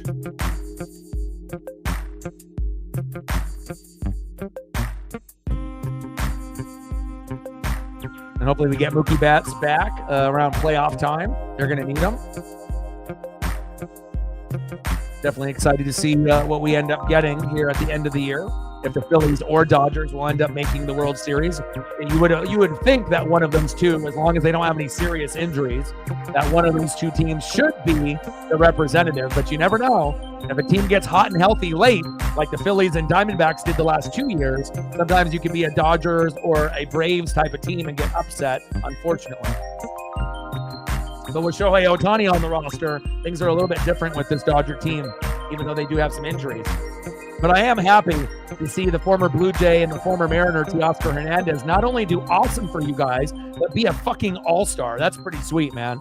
And I'll always root for Teoscar to do well for you guys. And hopefully you guys sign him, do like a long-term deal. I think he's earned it. He's shown you how good he really is. And hopefully he'll be on the Dodgers for the rest of his career if you guys want him. I think he's a real key piece, especially with Mookie being injured now. You can count on that other individual to help you out. But I got to sprinkle in a few Dodger photos for you. I know my dad is smiling right now.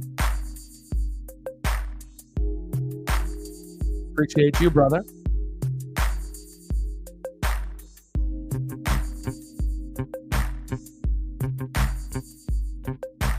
But I'm not shocked one bit that Teoscar, is playing this well. I am a little shocked that he got to like all-star level with the Dodgers, like in his first year. I thought that maybe he could get to that point in a couple of years if he was still on the team. but he definitely has overachieved, and he's played great for you guys. There we go. Dominant Canzone with a little base knock to center field. There we go. Dirty Dom, baby. I like that.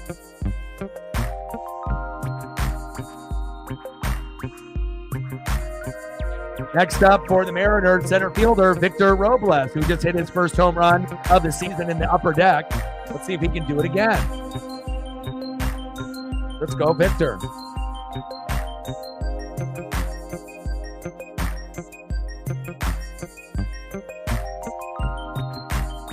Pitch is outside, 1-0 count. 1-for-1 with a solo home run in the third to give us the 1-0 lead at the time.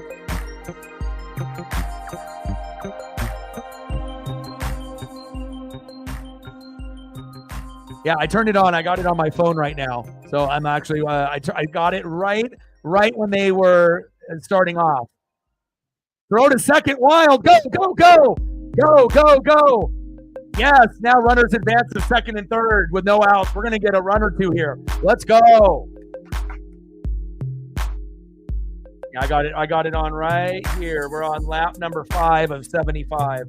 I got it on my DVR, but I mean, again, if I can just watch it at the same time, then I don't have to necessarily watch the replay unless I want to hear the audio. Okay, cool.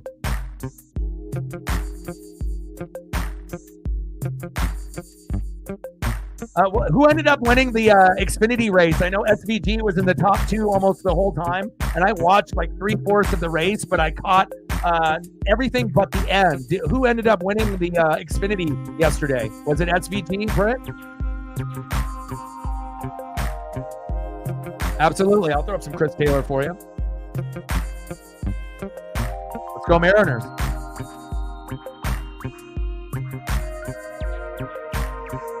Oh, okay. As I said, that was the person that you, me, and talked about, and he's been very good in the Xfinity series. So that was kind of like, that's why I brought it up. I didn't look up the results, but I was thinking, I wonder if SVG actually pulled it off, and he did. So who ended up getting second, third yesterday? Anybody notable? How did Kyle Larson do? Because it was Larson and SVG battling it out like almost the whole race. Did Larson end up getting second or third, or did he end up having issues in the race? Bottom of the 5th, 1-1 Blue Jays and Mariners. J.P. Crawford, line drive to the first baseman. Runners stay at second and third with 1 away. You can still give me updates, Britt, if you're going to be in the room, though, because I don't got the audio on. I just got the audio of the game. But I can just see what's going on down below. Multiple screens. Screens on screens on screens. Next up for the Mariners, 1-for-2, DHing for Seattle, Mitch Garver.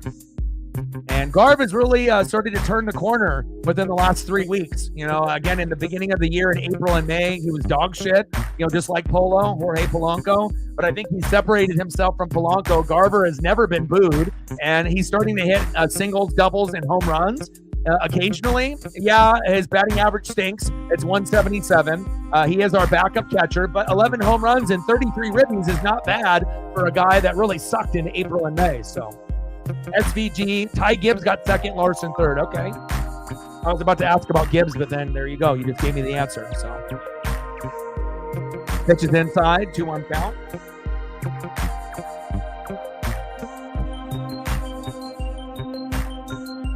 Yeah, but if you want to sprinkle in, Britt, as long as you're in the room and you're not leaving, any notable crashes, who's in the top 5 at the moment once we get to a certain point.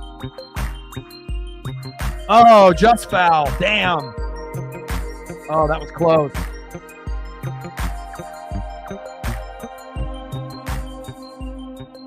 Let's look at a replay to see if it actually was.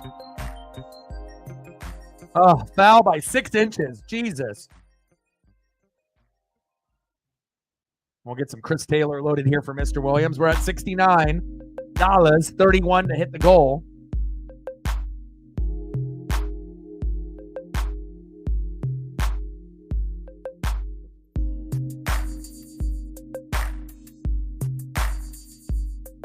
Bottom of the 5th, runners at second and third with 1 out. We got to get at least 1 run here.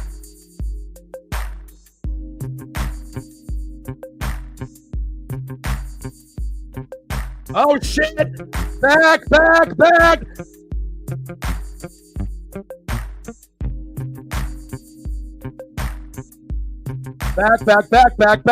Gone.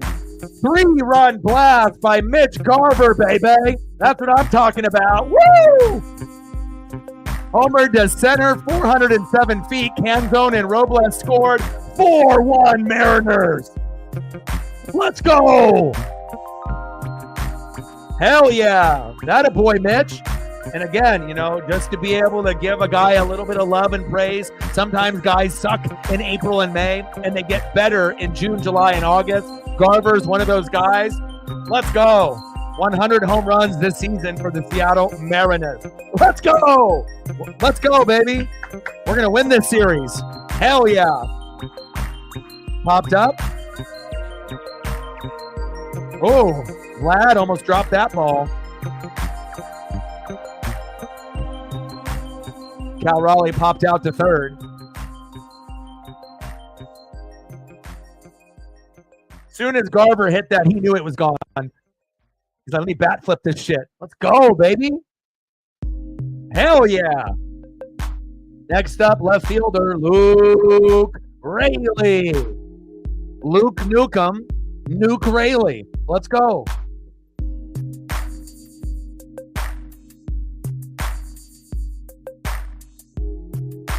Little dribbler, throw to first. Got him. And the damage is done. 3-run blast by Mitch Garver. Let's go. It might be. Obviously I got the new Mariner bandana do-rag underneath as well. I think I have like 3 different Mariner bandana do-rags that I typically rock, but this one is a new one. And then I obviously with the very fly 4th of July edition Mariner hat. And again, I've had a few white hats in my time, but I've never had a hat as dope as this one. And this one obviously being a giveaway. Like, if this wasn't a giveaway, and I normally don't buy white hats, but this would be a hat that if I had to drop $30 to $45 for a hat, because for whatever reason, that's how much they cost now, I would definitely buy this hat. It's that good. Styling and profiling. Let me see if I can throw up a couple Chris Taylors here for you. Appreciate you. Nice job, Mitch Garver. Fucking A. There's our boy. There's your Chris Taylor, baby.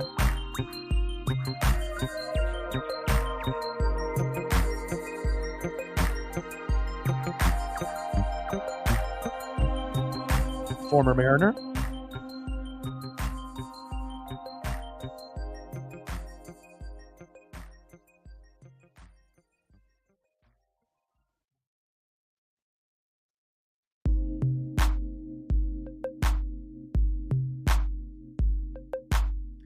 Well, I'm glad you're able to chill and hang out, for a stream.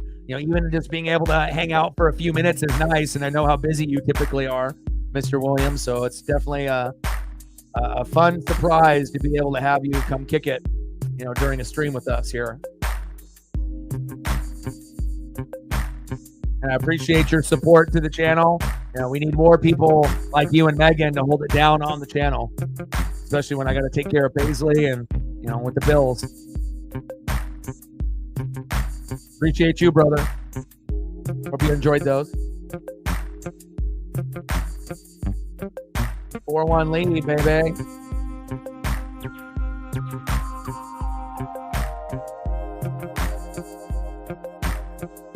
Let's go, Kirby. 5 innings pitched, 5 hits, 1 earned run, 1 walk, 6 Ks. Barrios has got 8 Ks. Let's go. Next up, the former Dodger, Justin Turner.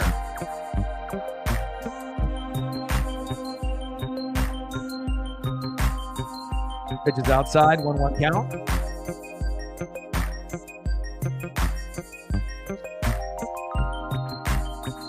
Yeah, I got you. No worries.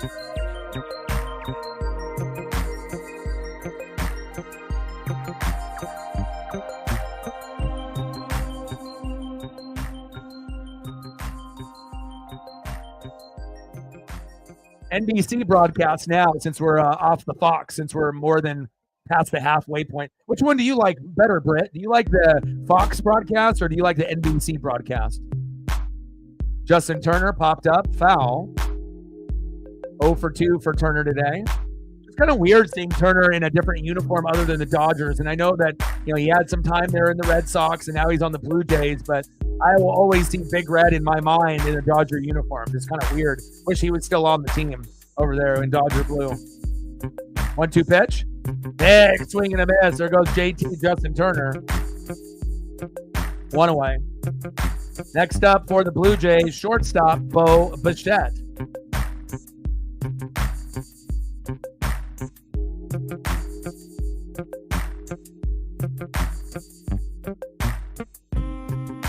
NBC does better with the commercials, yeah. I guess it also depends on who you like that's talking about NASCAR. It's like, if there's certain individuals that you like that are in the broadcast booth and in the pre-show, like I said, I think it just depends on what NASCAR personality, that you like. And I feel with NASCAR, they have a very solid group on each broadcasting network. It just depends, I guess, voice and, if you actually have a little bit of a liking towards a certain channel than the other. So top of the 6th, 4-1 Mariners. 2-0 count from Kirby to Bo Bichette.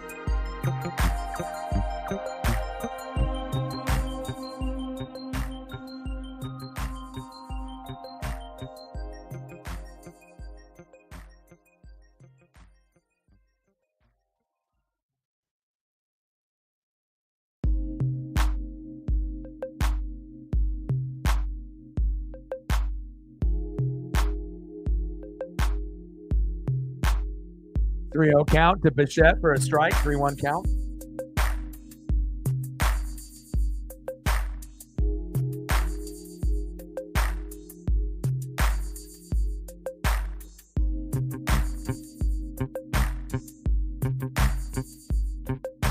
And like Larry McReynolds is like the OG, like there's certain guys, that have that kind of southern twang of a voice that I love. It's like when you get those guys that sound they're from like, somewhere in the South, like Tennessee or Georgia, and they got a little bit of that twang in their voice. I like that, man. It gives you that kind of that deep South flavor when they're talking about the cars and the tracks and the history. I love it.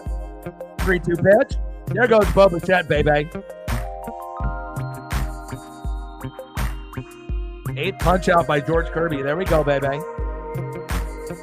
Good job, George. He wanted 7 to 10 Ks, and he ended up hitting that mark, baby. He's at 8. I love it. Mariner Moose fucking loves it. Let's go. Good job, George. All the photos of George. Next up is Dalton Varsho. 0 for 1 with a sac bunt in the 4th. Oh, baby, let's go.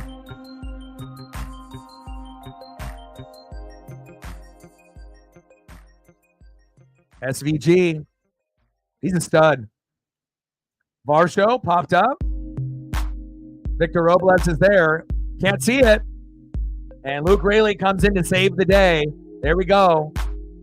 Nice job by Luke Raley helping out Robles, that would have ended up being a bloop single and maybe an error.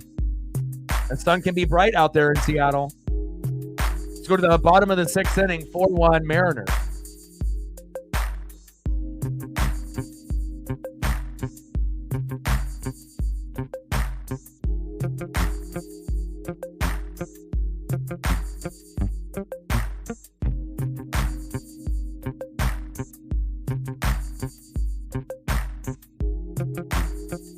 Next up for Seattle, 1 for 2, first baseman Ty France. Batting second, 0 for 2 with 2 Ks, third baseman Hollywood Josh Rojas. And batting third, 0 for 2 with 2 Ks, Jorge Polanco. Let's go Mariners.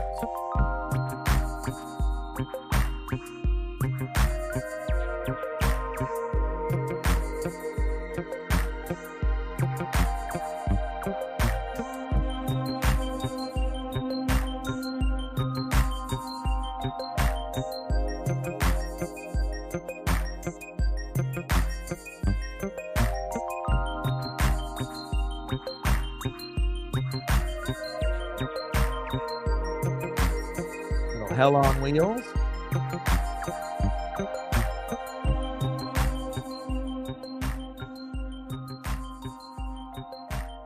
Send him out, Christopher Pack.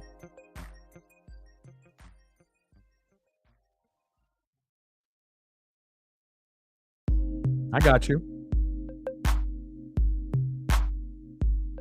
See if I can even squeeze in a Stefan for you before we start here.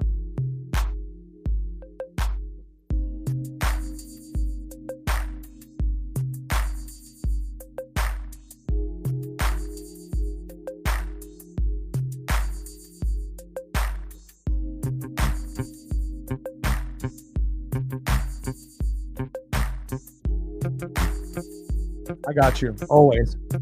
Bottom of the 6, 4-1 Seattle.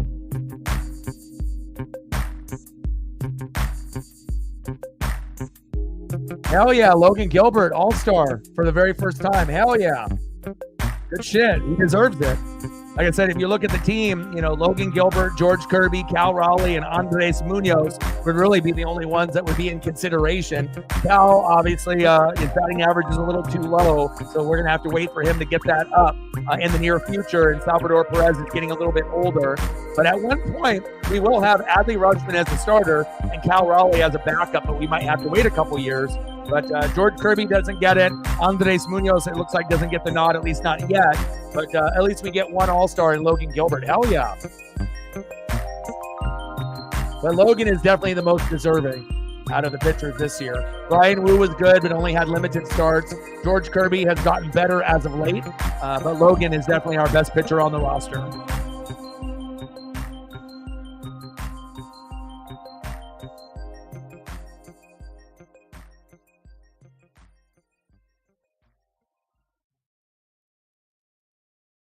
But Gilbert and Munoz are the most deserving, the starter and the closer. Congratulations, Logan Gilbert, your very first All-Star game, bud. Hell yeah. We were hoping that we were going to have at least one representative for Seattle. 2-2 pitch to France, struck him out.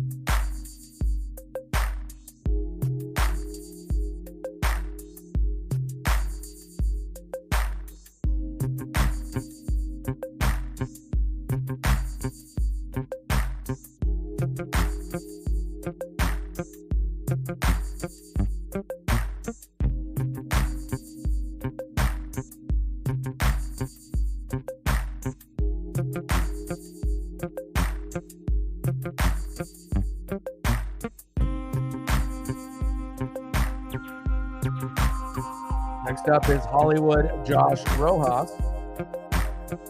Let's go, Josh. Chopper towards first base, foul, 1-1 count.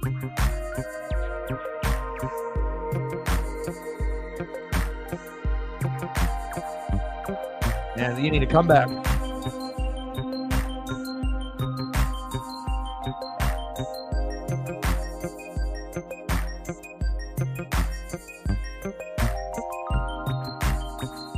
Lap 16 of 75. We got 5 more laps to go on stage 1. SVG, Christopher Bell, Ty Gibbs, Chase Briscoe, and Kyle Larson in your top 5. Where's Chase Elliott? 13th, baby.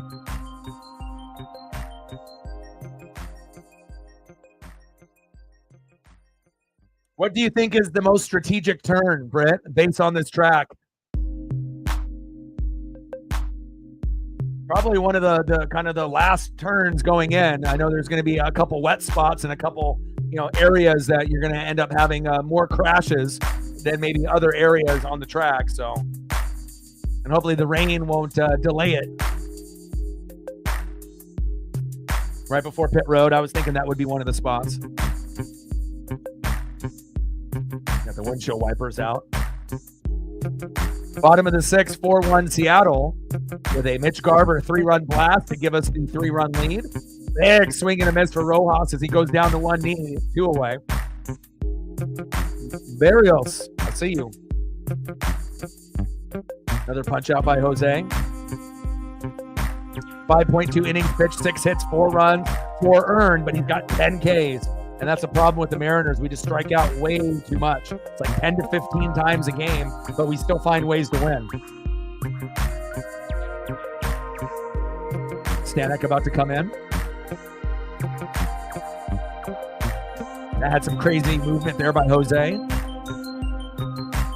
Next up is Jorge Polanco, and he's already got 2 strikeouts. And again, if he doesn't end up getting a hit or anything positive here, maybe they should move to Ryan Bliss when we go to San Diego.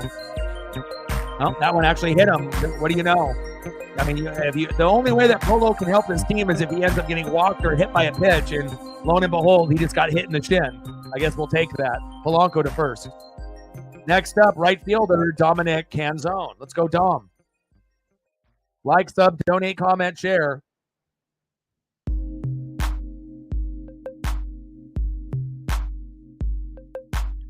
Shout out to Brittany and Megan and Matt for helping out on the Twitter/X side. I appreciate the 3 of you very much. And where are we at on the likes? Are we at 30 yet? I hope we're close. We're at 28. We need 2 more likes to get to 30. So if you haven't smashed the like button just yet, now we're at 29. We need 1 more. You want to get to 30 to 50 for the entire stream. And we still got 3 innings to go. So we still have a good chance to get to 35 to 40. We get a little spike in viewership. So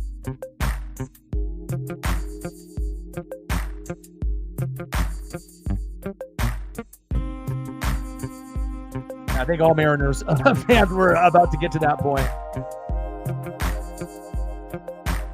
Right.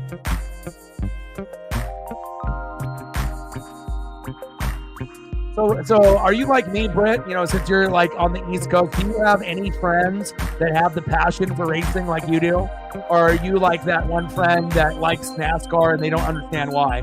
Like, all they do is go left. And obviously it's more than that, depending on what kind of track they're on. But I feel like the more that you know about something, just like in any type of thing, like sports, basketball, baseball, football, hockey, NASCAR, or wrestling, like the more you know, the more drivers you know, the more sponsors the more teams the more the drivers then it ends up being more interesting. So, but are you like me? Are you a lone wolf and it's just you, or do you have at least another friend or 2 that are interested in NASCAR or in racing?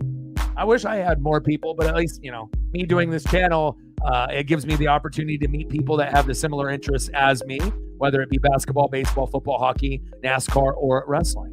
End of the 6th inning, 4-1 Mariners. Yes, it is. Let them know. Right. I mean, anytime we ended up, La Stella, Wong, when we went through all of those guys, all we were hoping is like, gosh, if they could get hit by a pitch but not seriously hurt, that would really be a big benefit besides a walk, because you just can't trust them, getting on base. And I think that we had that conversation last year when Wong was on the team. Not a single one. Well, I guess we have each other from across the country then. You out there on the East Coast and me on the West Coast. So I guess that'll have to do for now. Let them know. We're at 69 doll hairs. 31 to go to hit the goal. Let's go to the top of the 7th. Let's see who is up next here for the Toronto Blue Jays.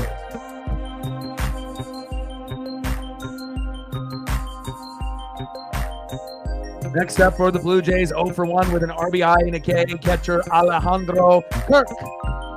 Batting second in the 8-hole, 1 for 2, second baseman Leo Jimenez. And batting third, 0 for 2 with a K, center fielder Kevin Kiermaier. Yes, you are my NASCAR pen pal. I do have this really cool piece of NASCAR memorabilia that I've been waiting to get framed for like 20 fucking years. And I have it in one of those tubes. It's a piece of artwork, and it's got Richard Petty on there, as well as Dale Earnhardt, the Intimidator, and then all of the Winston Cup Series, because obviously it was a different sponsor back then with all their trophies and whatnot. It's an amazing piece. It's like probably $100, $200 piece and whatnot, but I don't have it framed. It's just sitting in a fucking tube. I probably should end up getting it framed at some point. I would love to have that hung up here, in this studio room.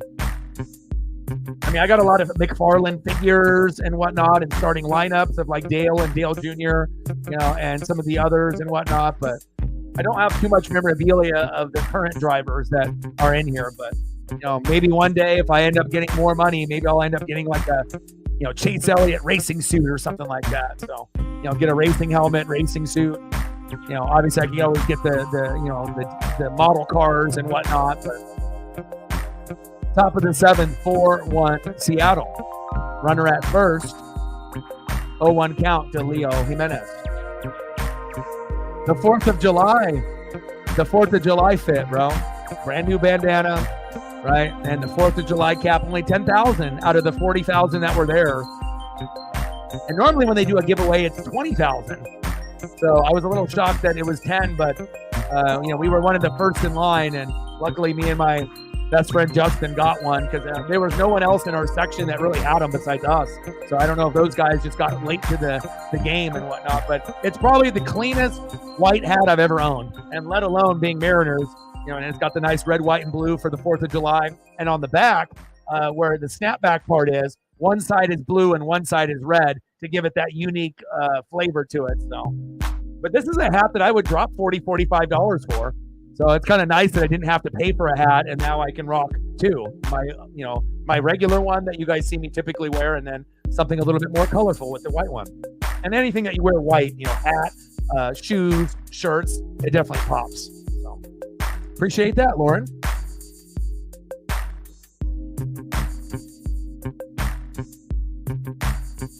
No way.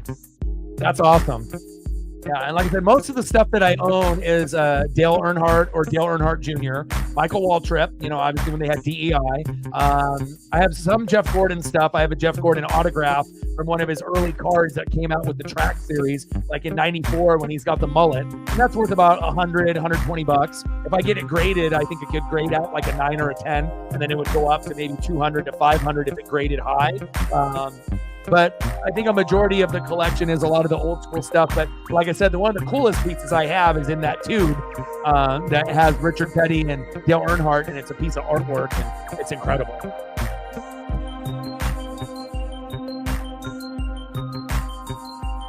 Always, man. I'm always grinding, man. Again, we're getting close to 4 million views on the channel. And again, we just broke 20,300, and then we'll go to 20,400, eventually 21,000, then 25,000 subs, 30, 40, 50, and then eventually one day 100. But you got to be able to just keep grinding away. Racing cards are valuable if you have autographs or if you have like the rookie cards. And again, I don't really own any like just regular cards, but I bought the Jeff Gordon like early card. It's like a first or second year card auto, and they had them randomly put in packs. And then a card shop that I had here in Oregon had it, and it was like mint. So I talked them down from like the $100 price tag. I think I paid $80, and I still have it to this day. And it's a nice card, but that's the only card that I have autographed, a Jeff Gordon like rookie auto. And then I got artwork, and then the rest of the stuff that I own is like kind of knickknacks, like figures, starting lineups, McFarlane's, and then I have some other little. Like I have a Dale Earnhardt and Dale Earnhardt Jr. It's like a mini Coke machine that's like metal, and then you open it up, and it's got like a little Hot Wheel car that they raced in. Like, remember when they ended up doing the Polar Bear Coca-Cola thing from back in the day where they had the polar bears in the commercial? It was kind of back in that time period around like 97, 98, 99. And I got a couple mini Coke machines that open up that are metal, and then it's got the little car that they drove that particular year, and I ended up getting both Dale Earnhardt and Dale Earnhardt Jr., and it's sitting here to the right of me. That's a unique item. That is one of my favorites that I own as well. DXPO in the building. What's good? It's going great, man. 1-0. It ended up, this is how it went. So Robles homered to left in the bottom of the third, and it went to the triple deck, right? 1-0 Mariners. Then Alejandro Kirk hit a sacrifice fly to center. Bichette scored 1-1. And then Garv came up big with a 3-run blast, and now we're up 4-1. So things are going great, man. Stacks on stacks, racks on racks. A little Cactus Jack, bang, bang. Appreciate you, DX. Let me know what you want to do for a photo. And I got you. Appreciate you. It's really well made. Like I said, sometimes the snapback stuff, ends up being cheap and it's like garbage. Like I said, out of all of the Mariner giveaway hats, this is by far the best one they've ever done. I've seen a bunch of the other ones either on eBay or like my friends that have gotten them, and a lot of them they look okay, but it's not like something that you probably would wear out, but this one is definitely one that I feel it looks good. You look good, you feel good, you play good, you perform good, but it's definitely one of the more swaggier ones. Springer, back, gone! And the game is tied. Unbelievable. Stanek, what did you do? And the game now is tied up 4-4. Unfucking believable. Springer getting hot. The crowd is getting into it now. Top of the 7th. We have ourselves a ball game. We should get a spike in viewership here within the next probably 10 to 30 minutes. My goodness. George Springer tying it up. Now we are tied 4-4. Damn it. Stanek usually doesn't give up big blasts like that either. We're at 79, $21 to hit the goal. Oh, nice.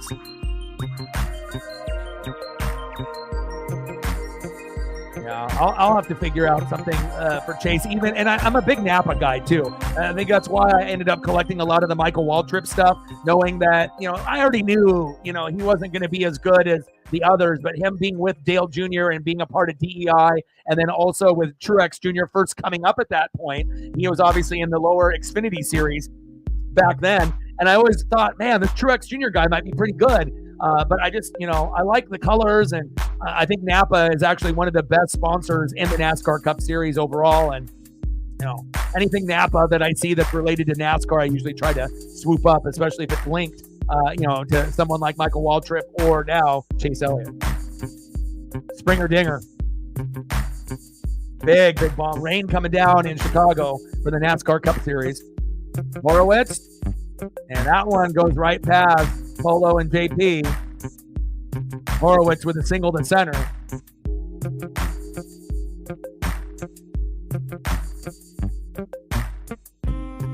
Next up for the Blue Jays, third baseman Vladimir Guerrero Jr. And Lauren, obviously living in Canada, follows both of these teams very closely. Mariners won 2-1 on July 5th. Blue Jays won yesterday 5-4. And now we're tied up 4-4. And who knows who's going to end up winning the series. It literally could go either way, Blue Jays or Mariners. Very shocked that Stanek ended up giving up that big 3-run blast. Normally when that happens, it's like Saucedo or someone else with Bizzardo, but not typically, our second best guy in Los Bomberos, besides Andres Munoz. We would say Stanek is probably our second best bullpen guy. And for him to give up a big 3-run homer, not ideal, very rare for him, but hopefully we can still find a way to get a dub here. No, I would hang on to it. Yeah, regardless of how much it goes up or down in value, if he ends up being a Pro Bowl player and a top 12 quarterback, or if he ends up getting injured or ends up being a bust, I think that just the fact that it's USC, it's your guy, he's going to have some struggles, but he's also going to have some shine.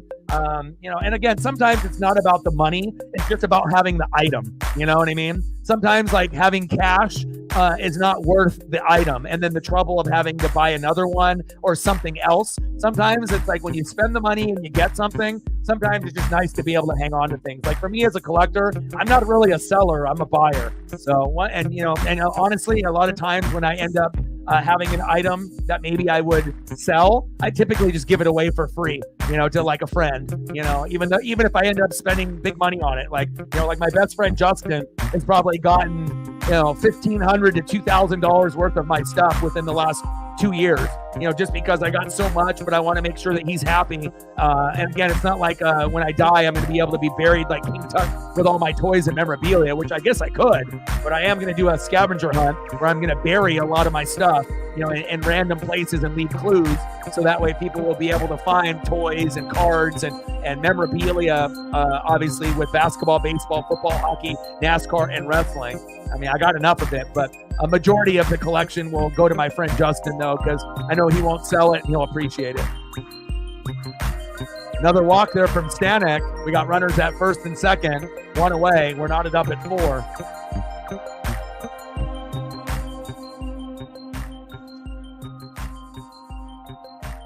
Yeah, and you got it in LA too. So a lot of times it's about getting an item. And of course, value is important. Oh, it went up or it went down. But sometimes sentimental value is worth more than the value of the item itself. Because if you have a memory, like this hat, if someone were like a Mariner fan was like, hey, I'll buy that hat for you from $75, I wouldn't take it. I could always go on eBay and buy another one, right? But this is the hat that I got when I went to the game. So it's like, even if someone offered me double of what the hat is actually worth, even though there was only 10,000 that were given away, like I wouldn't take it. Like I said, even if I had to go through the hassle of going to eBay and buying another one, it just wouldn't be worth my time or energy. And I like to be able to keep things that remind me of memories. I want to have those core memories and have those items, have the flashback for me of that fun day that I had with my friend Justin. So, popped up. Turner, 2 away. Horowitz tags up, goes to third.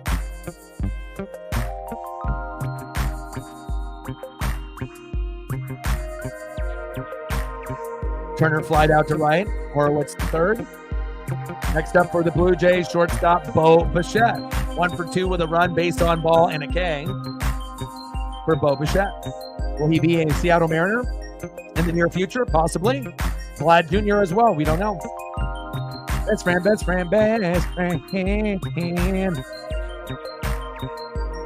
We already are. We already are. I mean, if you actually lived closer to me, we probably would hang out. Let's be honest. Top of the 7th, 4-4, Blue Jays and Mariners. I mean, we don't got anybody else that appreciates NASCAR like us, so it's destiny, Britt. Top of the 7th, runners on the corners, first and third, 2 outs. 1-0 count from Stanek to Bichette. Come on, Stanny. Pitch is low and outside. 2-0 count.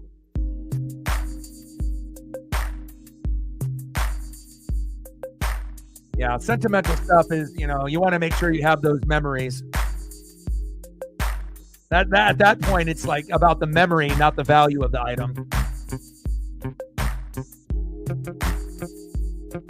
2-0 pitch. Bichette fouls that one back. 2-1 count. Yeah, I mean, it kind of depends on who you have as favorites. Like, the more drivers you know and the more information you know, then obviously more exciting it's going to be. I don't know as many drivers in the F1, obviously circuit. So obviously I'm not as interested. But if I have people to kind of guide me along the way, obviously I have a link to be able to watch those type of races. But I watch the trucks. I watch Xfinity, and then I watch NASCAR Cup. And I just like having something on Sundays to watch when the NFL is not on. I like to be able to cap off my weekend with something great. And again, just to have that something to look forward to every week. And that's what NASCAR fills that void for me when the NFL is not here. Top of the 7th, 4-4 Blue Jays and Mariners. Runners at first and third with 2 outs. Pitch is low and outside from Stanek. Come on, Stanek. 3-1 count. Oh, got to hang on to those, though. Oh, yeah. All the left turns. Popped up. Robles can't see it. Fuck. Wow. Why do they got Victor Robles in center field for Julio if he can't see? That's the second time. First, it was Luke Raley bailing him out, and then obviously Dominic Canzone bailing him out. But I guess if you never play center field, because Julio's always there, it is a little odd and different. But thank God that those didn't lead to base hits, because that could have been really bad for the Mariners to give up 2 base hits to center field, where Robles obviously has stunner shades on and even covering his eyes with the eye marker. Sometimes that's still not good enough. Let's see who's up here for the Mariners. All right, now we got a God Bless America here. At least for the Blue Jay fans, at least the game is tied now, so it doesn't feel like they're going to get blown out. What are the chances of 2 3-run blasts happening in the same game? That's not something that happens that often. Facts. DX, anything specific that you want to see for photos? Next up for the Mariners, 1 for 2 with 2 runs and an RBI, center fielder Victor Robles. Batting second, 0 for 3 with 2K, shortstop J.P. Crawford. And batting third, 2 for 3 with a run, 3 RBIs, DHing for Seattle, Mitch Garver.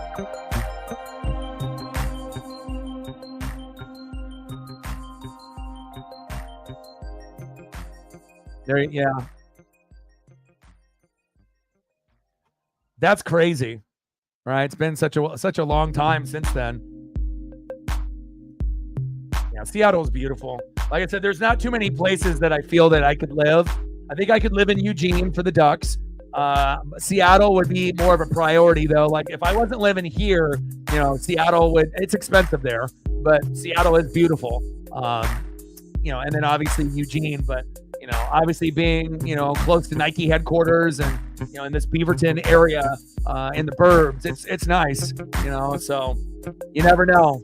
I definitely am a Pacific Northwest kid, but you never know where I might end up at one point or another. Robles, Crawford, and Garver are due up next. And let's see if they're going to make a pitching change for Berrios or not. 6 innings pitched, 6 hits, 4 earned runs, no walks, and 10 Ks. George Kirby's final line, 6 innings pitched, 7 hits, 3 earned runs, 1 walk, and 8 Ks, 18 Ks combined. And we have a 4-4 game. Dale Jr., great choice.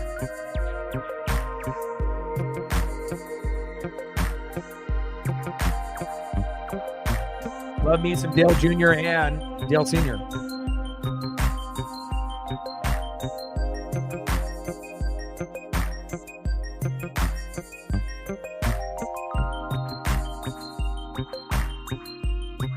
The old school McFarlands, they only did NASCAR for a couple years, but they were incredible. And I remember when they started doing them in 2001, after starting lineup lost their contract with baseball, basketball, football, hockey, and then obviously Todd McFarlane that does the Spawn comics, and he also does the figures for McFarlane, not only for just like Ozzy Osbourne and like random things, but he has the contracts for baseball, basketball, football, hockey, NASCAR. But they only did them for a couple years, but they were very detailed. And there was a lot of like, chase figures that they would do, some with the driver with the helmet on or the helmet off. And I think I have like 20 or 30, different NASCAR McFarlane figures, mostly of Dale Earnhardt and Dale Earnhardt Jr. I'll sprinkle in a few more Dales here in a moment for you.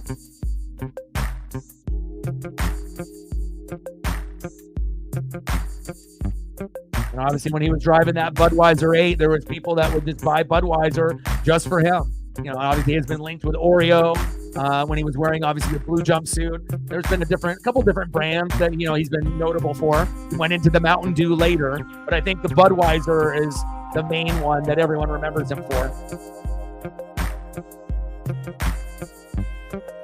That same era when Tony Stewart in the 20 at the Home Depot, and then Jeff Gordon in the 24 with the DuPont. I mean, there's certain, numbers and brands that, never will be forgotten.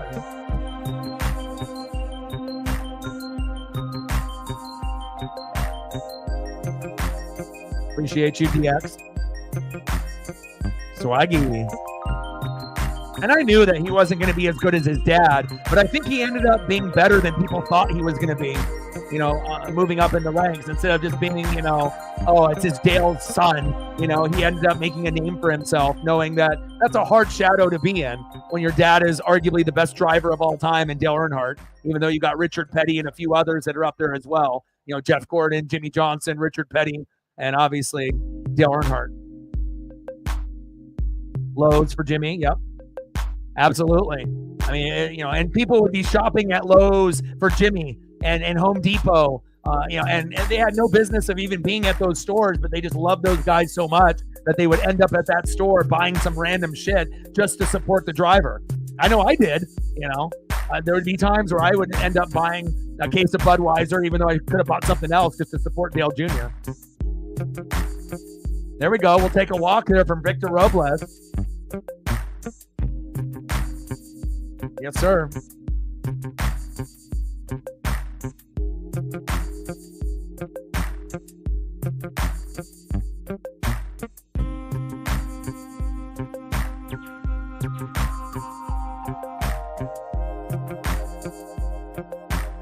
But here is my Dale Jr. Coca-Cola machine. So you can see the glare, right? So, and it's got like the buttons, right? And you can open it up, and then it's got the car inside. Very cool. Collectible. And I guess it's what? One of 25,000. 1998 Monte Carlo #1 polar bear Coca-Cola. And then obviously with the dad.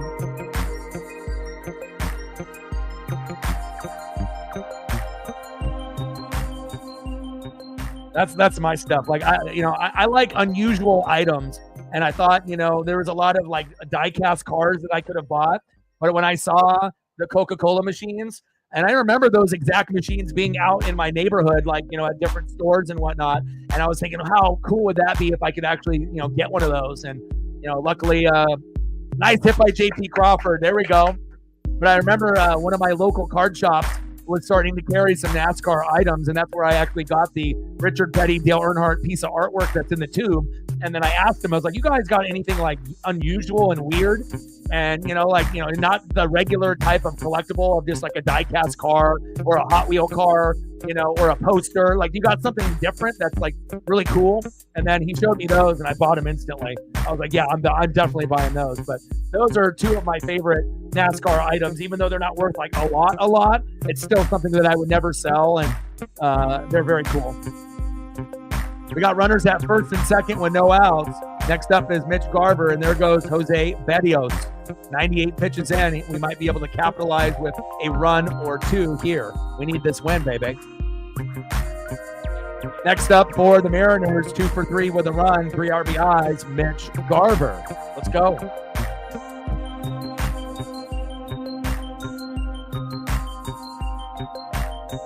I think I was reading something about that. That's awesome.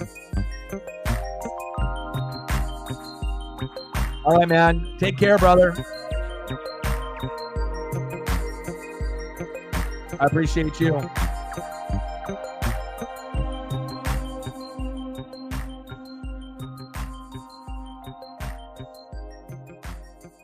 True North Trident with the like and the share. Appreciate you.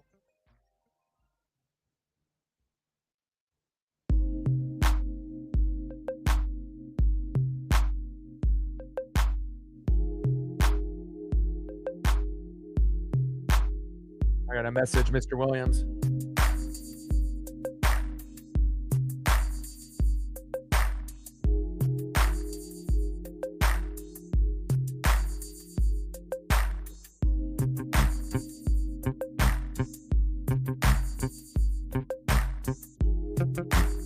And the rain is coming down there in Chicago. 24 laps in out at 75.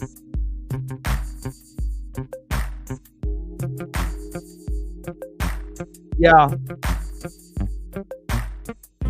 Tough competition, though, when you're going against Tony Stewart, who, maybe that was like the window of maybe if Tony Stewart wasn't racing, that maybe Dale would have been able to take a championship from him, because obviously, with Jimmy and Jeff with 4, and then Jimmy with like 7, right? So it's like when you end up having so many championships, there's not really a whole lot of room for anyone else in that era. That's why with like Tony Stewart, to even get 1 or 2 was pretty tough, even for a guy as skilled as a Tony Stewart. So I think if Tony Stewart didn't exist in that, Cup Series at that point, maybe Dale would have been able to get 1 championship. I don't think he would have been able to get more than 1 based off the dominance of Hendrick Motorsports with, Jimmy and Jeff. But I think he would have been able to get maybe 1 if Tony wasn't racing.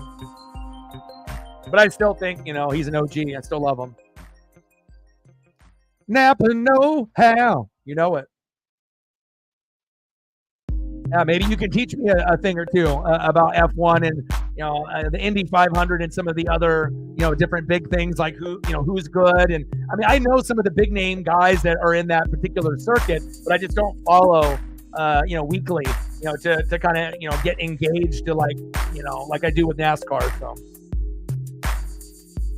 bottom of the 7th, runners at first and second with 1 out. We're knotted up here at 4. Next up is Big Dumper Cal Raleigh. Pitch is high. 1-0 count. Come on, Cal. Paisley Pup is in the studio laying down. She misses daddy. Let's go, Big Dumper.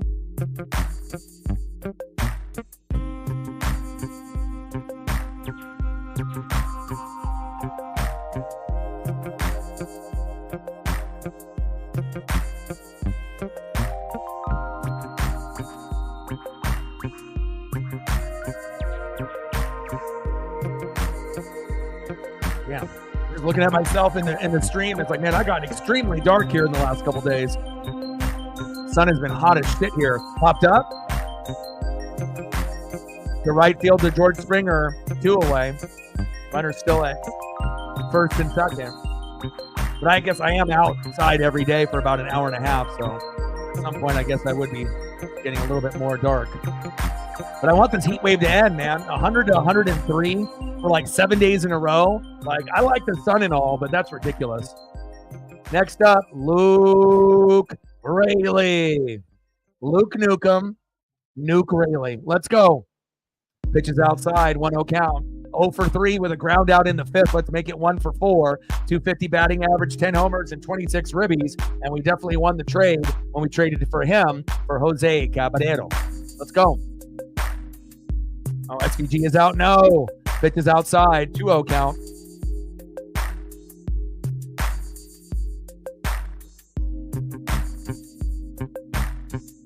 Right. See, you're, there you go. 2-0 pitch. So who do you like in F1? Who are your favorite drivers in that particular circuit that you follow, DX? Bottom of the 7th, 4-4, Blue Jays and Mariners. Runners at first and second with 2 outs. Pearson on the mound. Luke Rayleigh, big swing and a miss. 2-2 count. Come on, Luke.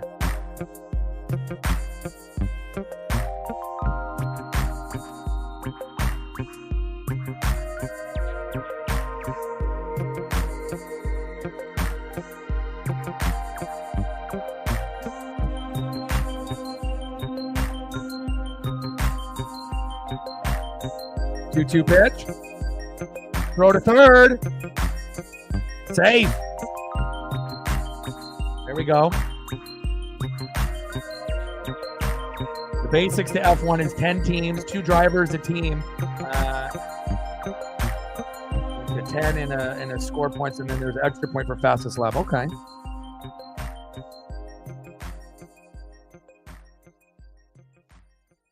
No worries.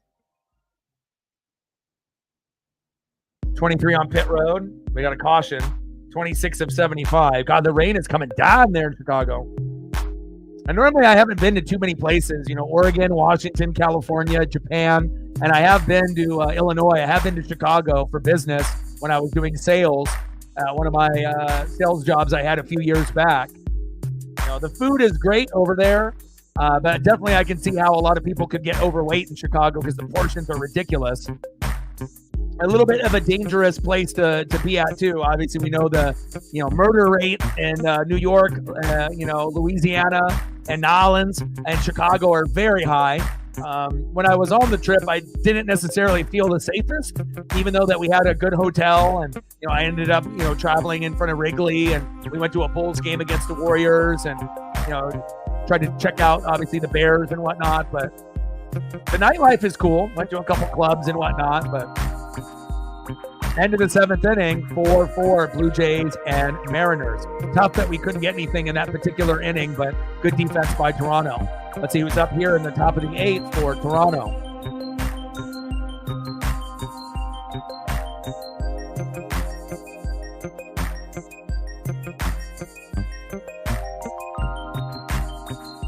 Next up for the Blue Jays, 0 for 2, left fielder Dalton Varsho. Batting second, 1 for 2, with a run, RBI, and a K, catcher Alejandro Kirk. And batting third, 2 for 3 with a run, second baseman Leo Jimenez. Let's go, Mariners. Like, sub, donate, comment, share. Let's go, baby. If you haven't smashed the like button just yet, please do. Shout out to Lauren with the share there as well. And special shout out to True North Trident, Lauren, Britt, Megan and Matt for helping out on the Twitter/X side. Shout out to all the people watching on Twitter/X. Appreciate y'all. And let's take a quick peek to see where we're at on the YouTube side. Hopefully we're at 30 likes by now. We're at 37. Nice. We need 3 more to hit the goal to get to 40. I'm not sure if we're going to be able to get to 50 unless this game goes into 10, 11, 12 innings, but we have a good chance to get to at least 40. We're at 38. So if you haven't smashed the like button just yet, please do. We only need 2 more, either 2 people from Twitter/X to come over or 2 people that haven't done it just yet. So 2 more to get to 40. Let's get there.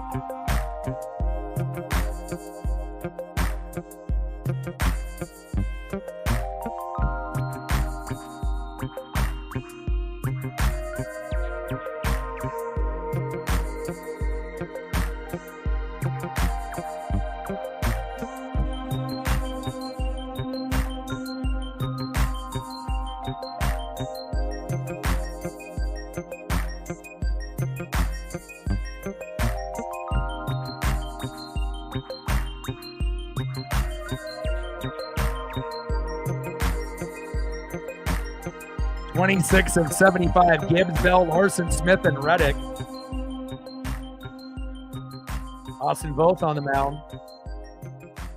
Come on, Austin.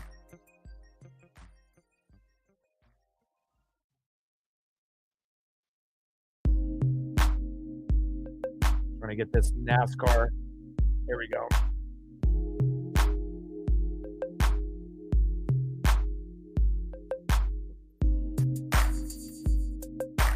We have a rain delay now, Britt. What's going on there? Top of the 8th, 4-4. Blue Jays and Mariners. Whoever ends up winning this game will win the series. So this is big. We haven't lost a series, or we actually haven't gotten swept in 2024. We have lost series, obviously quite a few of them, but we have a good chance here to hopefully squeak this one out. And we have the day off tomorrow, and then the Mariners go on the road to the San Diego Padres, who are a very hot team. And if we're not careful, we could end up getting swept or only winning 1 game. So hopefully we can find a way to win this to have some good Uncle Mo and some good momentum.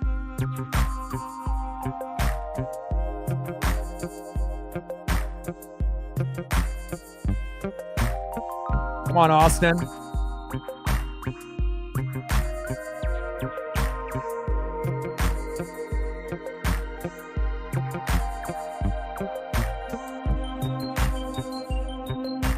One-two pitch to Varsho. Pitch is outside. 2 count.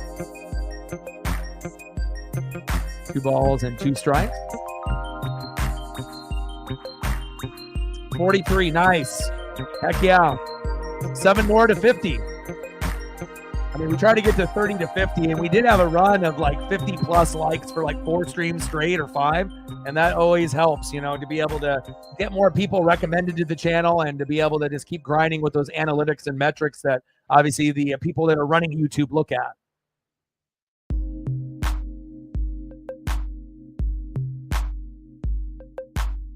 Popped up foul. Count remains 2-2 to Varsho. Yeah, we want, and the captain, you're right on it too. If we win this, we get to 50 wins, and we can be 50-42 instead of 49-43, right? And we can be 31-17 at home. That's huge. 2-2 pitch to Varsho. Pitch is outside. 3-2 count. Let's go Mariners.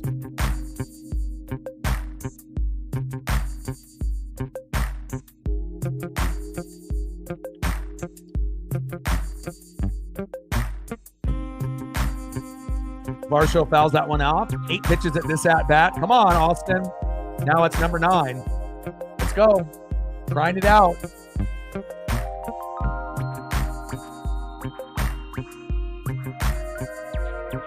Three-two pitch from both to Varsho. Got him. There we go. Out number 1. Nice punch out there by Austin Both, baby. Nice job. 1 away.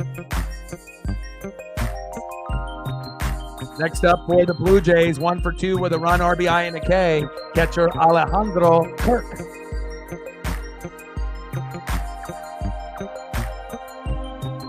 All right, no problem. Talk to you soon. Have a good rest of your day. Tell Colton I said hi. Have a good rest of your weekend. Top of the 8th, 4-4, Blue Jays and Mariners. 1-0 pitch. Kirk pops it up.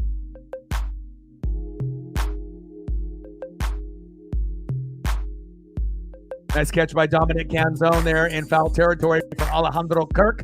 2 away. Appreciate you being able to spend time and hang out, Britt. Love you and appreciate you.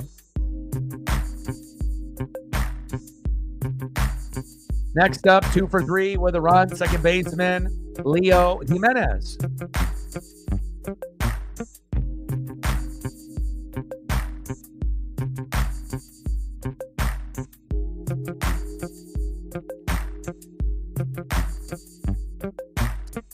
Yeah, I might have to start watching a little F1 or F2. Thanks for the breakdown. Lando Norris and Oscar Piastri. Ollie Behrman.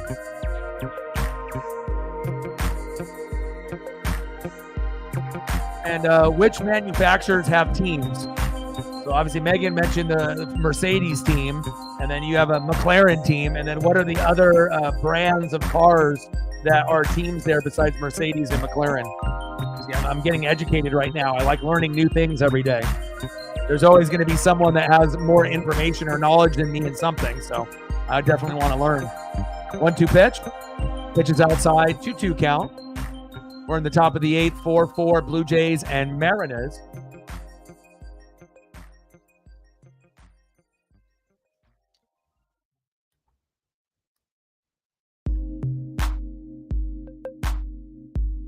Pitch is high and inside. Did that hit Jimenez?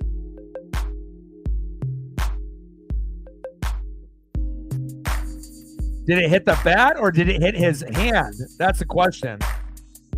It says hit my pitch. Let's look at the replay. Did he actually get? Oh, yeah, he did. It bounced off the top of the knuckle and then into the mitt. I was about to say, it kind of initially looked like it might have just got the bat, but it did hit his knuckle. All right, Jimenez to first. Leo Jimenez, for getting limited playing time, is actually having a pretty good day here for Toronto. Next up for the Blue Jays, center fielder Kevin Kiermaier.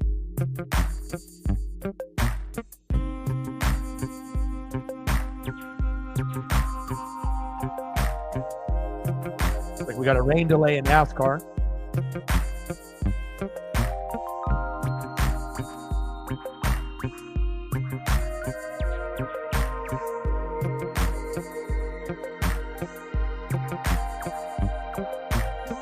Pitch is low, out of the zone, 1-0 count. Like, sub, donate, comment, share, help your boy out.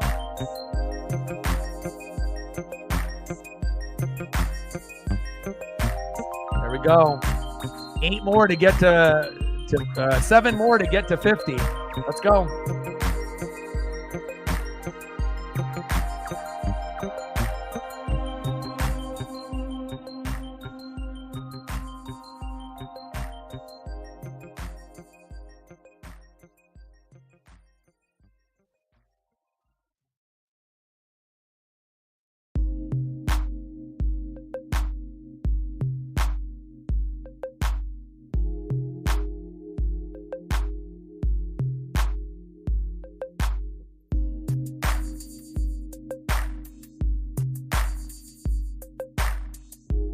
Kiermaier, little dribbler to first base at Ty France. There we go. We leave one stranded. Hell yeah. And again, the Mariners' best inning typically is the 7th inning, but we are a very good 8th and 9th inning team, right? 4-4, 9 hits for the Blue Jays, 7 for the Mariners.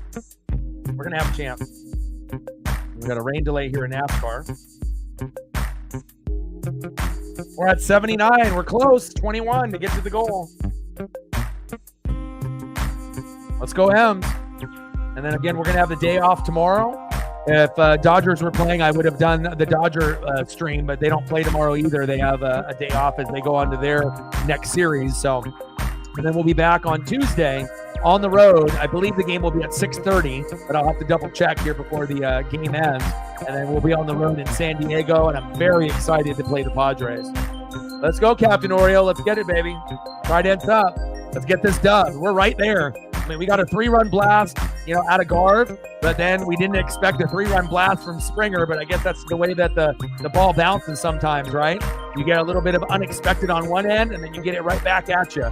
But we have a way to hopefully find a way here to, just even if we only manufacture one, I mean, I'll take a 5-4 win.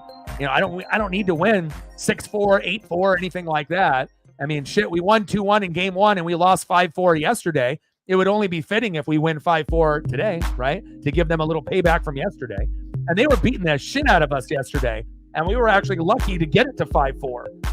It could have been like 5-0 or 5-1. So, I mean, at least we fought hard yesterday, but hopefully we don't drop this game. I want to win this series. Let's go.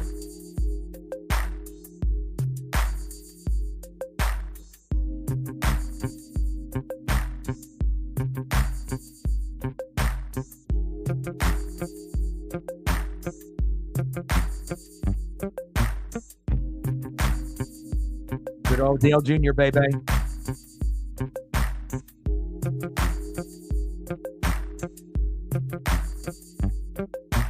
if I can squeeze in another.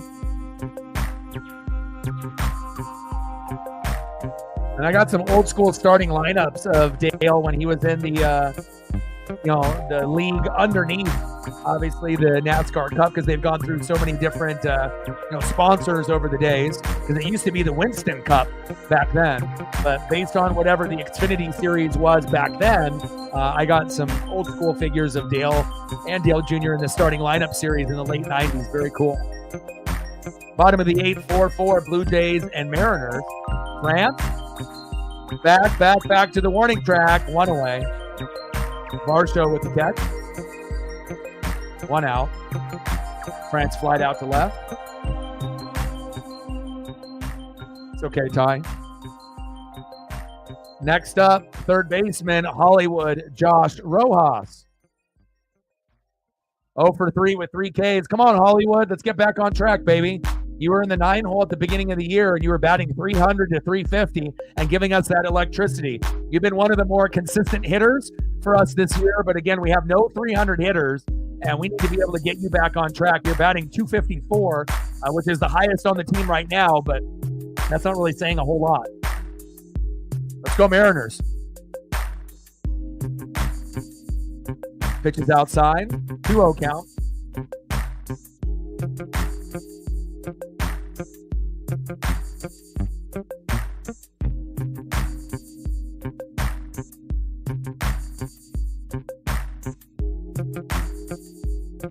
Pitch is high. 3-0 count. Take a walk if needed, Rojas.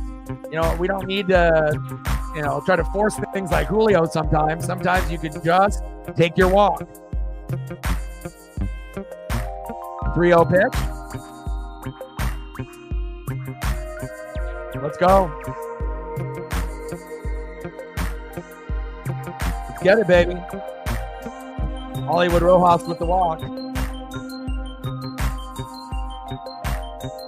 Next up for the Mariners, second baseman Jorge Polanco. Now, if it was me, I would have maybe pinch hit for, maybe throw in like Ryan Bliss. And, even though, he's going to be hit or miss like Polanco as well. But, I guess if Polanco ends up getting a base hit, you can have Bliss be the pinch runner. But I want to get Bliss a little bit more experience. Well, hopefully Polanco can get hit by a pitch and not get injured, take a walk, or maybe get a lucky single to keep this rally going. Hopefully he doesn't strike out, otherwise the Boo Birds are going to come out.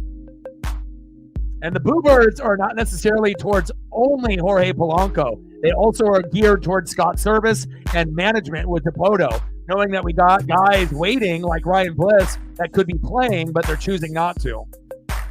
So remember, the boos, the majority is going to be for Polo, but I think some of the boos are going to be going towards Scott and Dipoto and the upper management, for making the decision of not playing others that might be better in this position, but we'll see.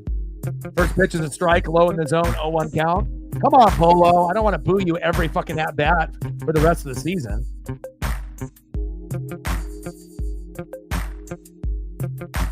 Polo. Little dribbler. At least he moved the runner over, so it wasn't a complete waste. But not ideal if you're Jorge Polanco or you're a Mariner fan. Next up, right fielder, Dominic Canzone. Let's go, Dirty Dom.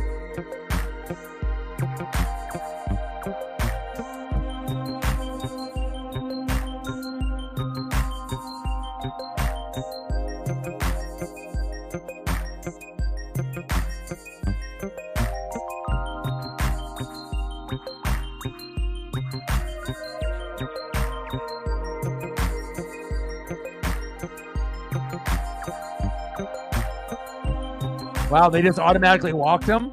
Julio's coming in. Hell yeah. Let's go. Yeah. Yeah. Woo. Let's go. And obviously, Julio had an MRI on his quad. It came up negative, and they weren't going to play him unless the game was close or we, might need him. And lo and behold, the game is 4-4, and it looks like Julio is going to get a chance to be a hero here today. Let's go. Yeah.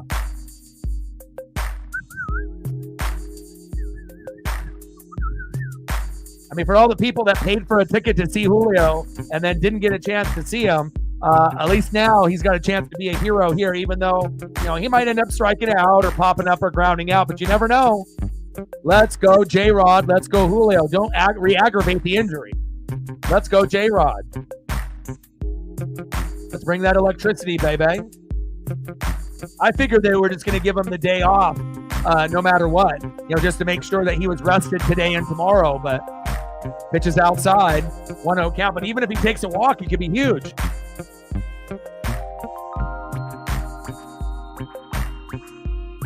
Let's go, Julio. Julio.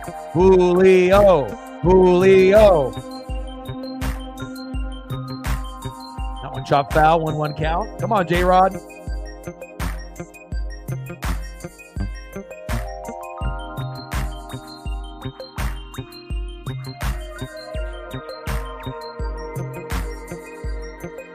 One pitch. Pitch is inside and almost hit him. And it hit him, yes! And there you go. Julio didn't re-aggravate the injury. He didn't strike out. He didn't pop up. He didn't ground out, right? And he ends up going to first to help us out. Let's go. Hell yeah. Everything went great there for that bat for Julio. Good shit.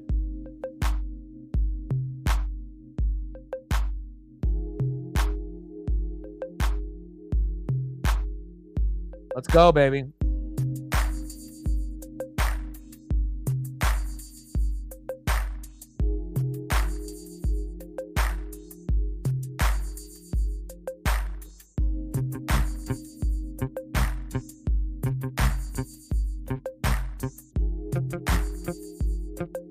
Another pitching change coming up here. And they're going to have, Bliss run for Julio, I would assume. You don't want to have Julio run the bases, especially if his, quad was a little fucked up there. So Julio did his job. There we go. And next up, 1 for 4 with 2 Ks, an opportunity to be a big hero. And the last time that he had this situation where bases were loaded, he had a bases loaded clearing double at the game that I went to.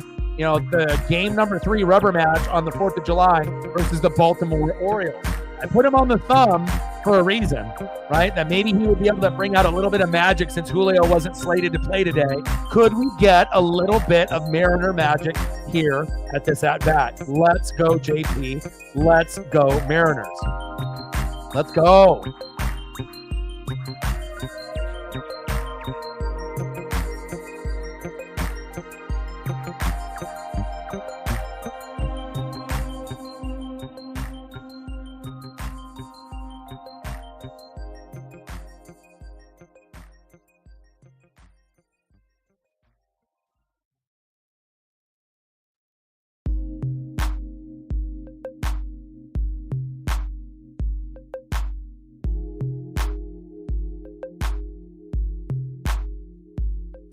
Good game today. Very competitive.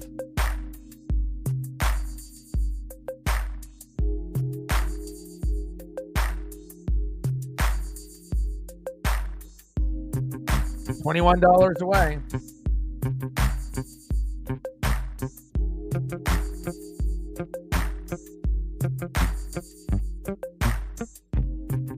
All All right, we're at 43 likes. We need 7 more to get to 50. So if you are in the room and you haven't smashed the like button just yet, please do. Help us get to 50 likes. It'll really help out with the algorithm and the metrics. So 7 more likes to get to 50. Let's see if we can get there before the game ends. Bottom of the 8th, bases loaded with 2 outs. Brendan Little on the mound. And we got Dylan Moore running for Julio Rodriguez.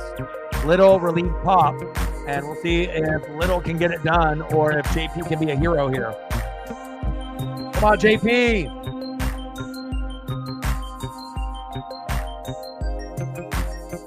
Pitches inside for a strike, 1-1 count. The electric, baby. I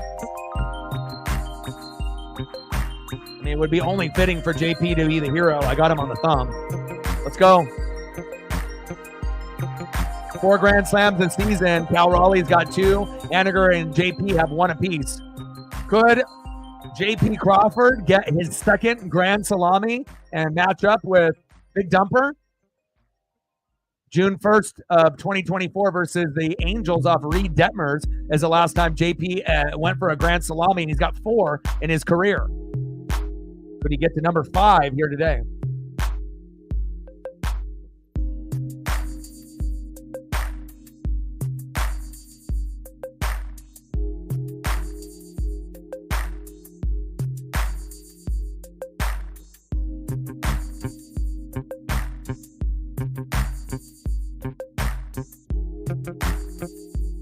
Munoz is ready. Come on, JP. 211 average, 7 homers, 28 ribbies, bases loaded, 2 outs. The game is tied up 4-4. 3-run blast for Mitch Garver, 3-run blast for George Springer. Pitches outside, 3-2 count. Count is full. 1 more ball, and we just get an automatic run to come in. And then you got the guy that actually could hit a grand salami possibly, even though he had a 3-run blast earlier today in Mitch Garver. Let's go, JP.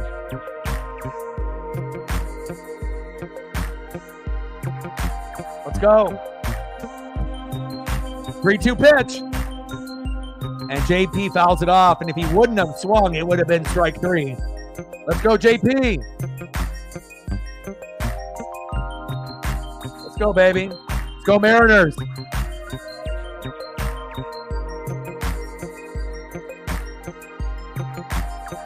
Bring that electricity, JP.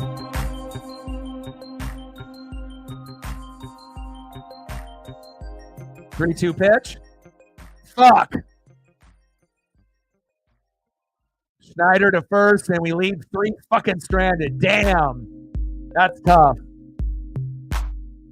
All right, man. I appreciate you. Thank you for the F1, F2 information. Thank you for your support. You've been great on the channel. Obviously, you know, we follow each other on socials now, so if you have anything that you want to send me F1 related, please do. Hope you have a great day at work, and I'll see you on Tuesday. Go Mariners. Appreciate you, brother. DXPO. Stud. Appreciate you, guy. End of the 8th inning. Let's go to the top of the 9th. We're knotted up at 4. Fuck, I can't believe we didn't get anything there. But I still think that we can win this game. It's just one of those games. It's a grinded out type of game. Leading off for the Blue Jays, 1 for 4 with a run, 3 RBIs and 2 Ks, 3-run blast. Right fielder George Springer. Batting in the 2-hole, 3 for 4. First baseman Spencer Orwitz.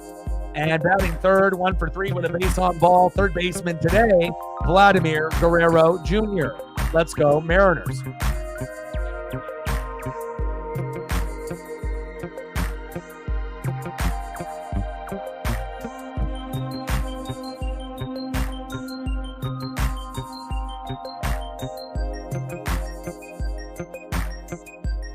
Coming in for the Mariners, our best closer and our best bullpen guy for Los Bomberos, Andres Munoz.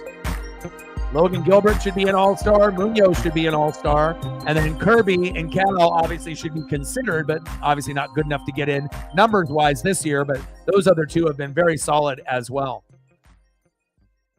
But hopefully Munoz can get in, even if he's an alternate or backup. Definitely deserves to be in the All-Star game this year as one of the backup closers, in my opinion. But at least we got Logan Gilbert that just got the nod about an hour ago. So at least we're going to have one representative in the All-Star game. Yeah, no kidding. But again, it happens all the time. It's a tough situation, especially if you're not in a full rhythm. Sometimes you're going to come up big, and other times you're going to leave 2 or 3 stranded. So,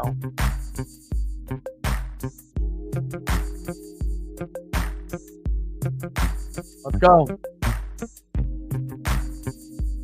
Like, sub, donate, comment, share. We're at 43 likes. We need 7 more to hit the goal. If you haven't smashed the like button just yet, please do. Help us get to 50. Top of the 9th, 4-4, Blue Jays and Mariners. And if you're just tuning in, game number 1, the Mariners won 2-1 on July 5th. Yesterday, we lost a heartbreaker 5-4, and then now we're sitting at 4-4 in the top of the 9th. Kirby, Stanek, Voth, and Munoz. Let's go, Andres. Let's go, baby.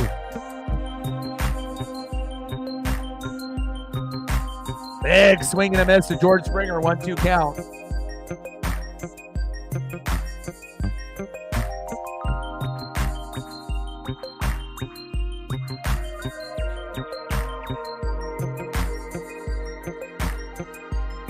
Shit.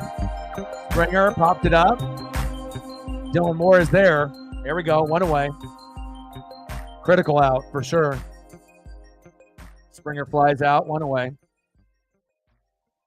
Next up, first baseman Spencer Horowitz.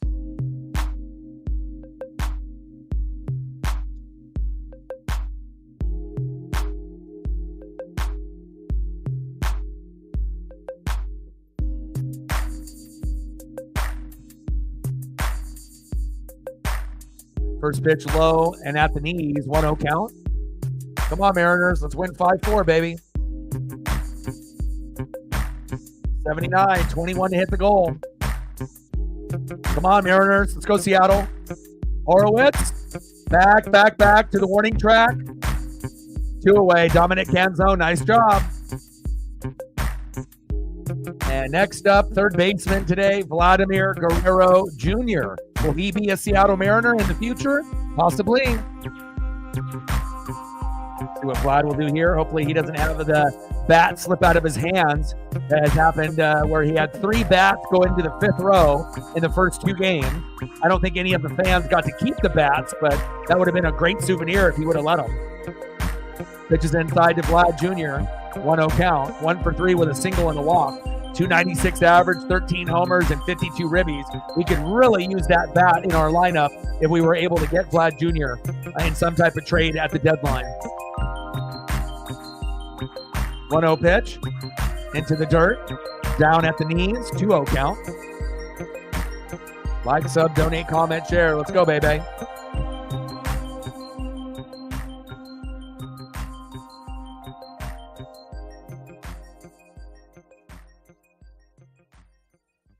Dribbler, JP, Ty France.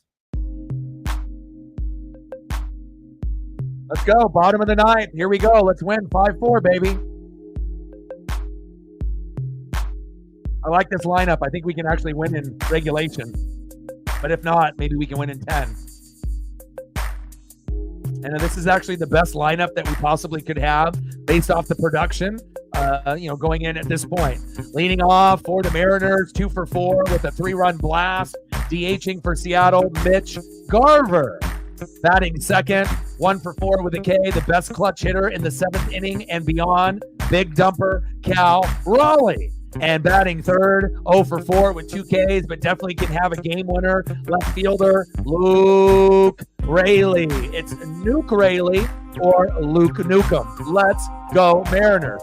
I like the 3 options that we have with Garver, Cal Raleigh, and Luke Raley. I think that this would be the best 3 that we could have since Julio wasn't starting in this matchup. There's a chance it could happen. We might get a walk-off. You never know. I mean, Garv's got that ability.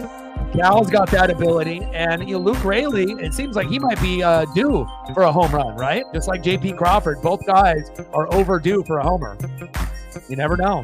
Let's get this dub in regulation. Let's go.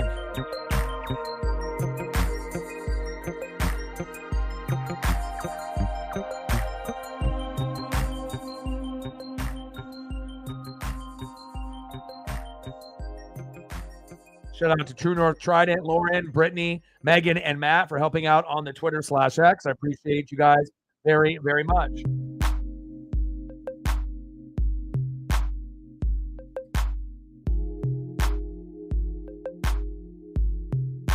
Oh, yeah, that's right. Luke did get one late. That's what ended up getting us the score to 5-3 to 5-4.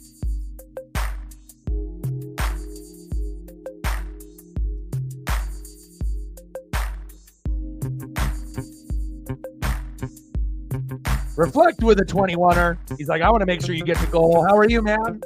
Thank you so much. Stacks on stacks, racks on racks. A little cactus jack. Bang, bang. Let's go.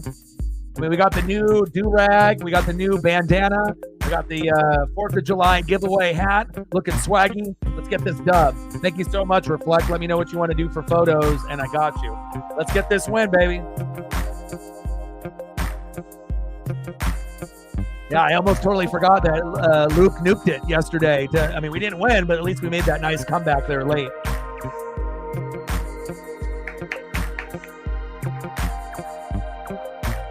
1-1 pitch. Pitch is low and outside. 2-1 count. I mean, this game is a little crazy. Bottom of the third, Victor Robles homered into the upper deck. 424 feet, 1-0 Mariners. Then Alejandro Kirk hit a sacrifice fly. Bichette scored 1-1. Then Mitch Garver out of nowhere homers to left center 407. Canzone and Robles were on board 4-1 Mariners. And then Stanek unbelievably gives up a 3-run jack to George Springer. And that's where we're at right now at 4-4. So they got 3 home runs in a Mariner game. 2 by us and 1 by the opposing team is very rare. And again, we had 2 home runs for the Orioles and 2 home runs for the Mariners on July 4th. But way to come up big with Victor Robles and Mitch Garver. I don't think anyone anticipated those two with Julio not playing today instead of him coming in late. Obviously, MRI was negative. On the corner to Garv, and it punched him out. Damn it. It's a nice hat, man. Like I said, I've had a lot of giveaways, and normally I go on bobblehead days, and they only gave the hat away to the first 10,000, not 20,000 like they normally do. And I think it's probably the most stylish, white hat I've ever owned, let alone Mariners.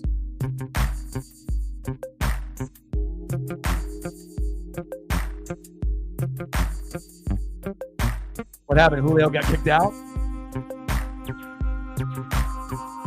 Next up is Big Dumper, Cal Raleigh, after the Garver strikeout, which was a little questionable.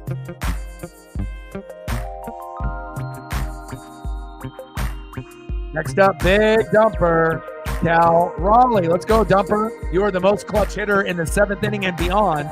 A walk-off Cal Raleigh homer would only be fitting to win this game 5-4, huh?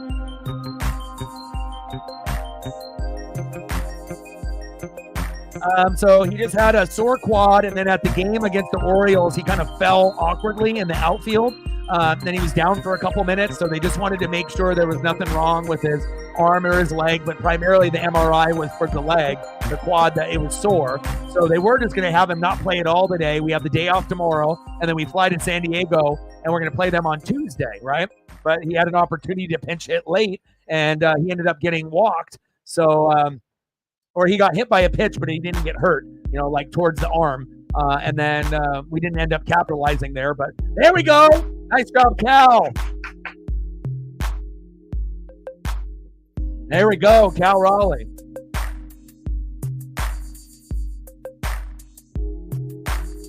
Nice clutch hit by Big Dumper.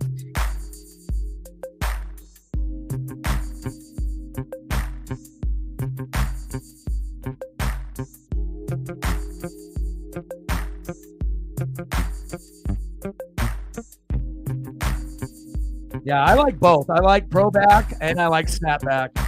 Just depends on the style.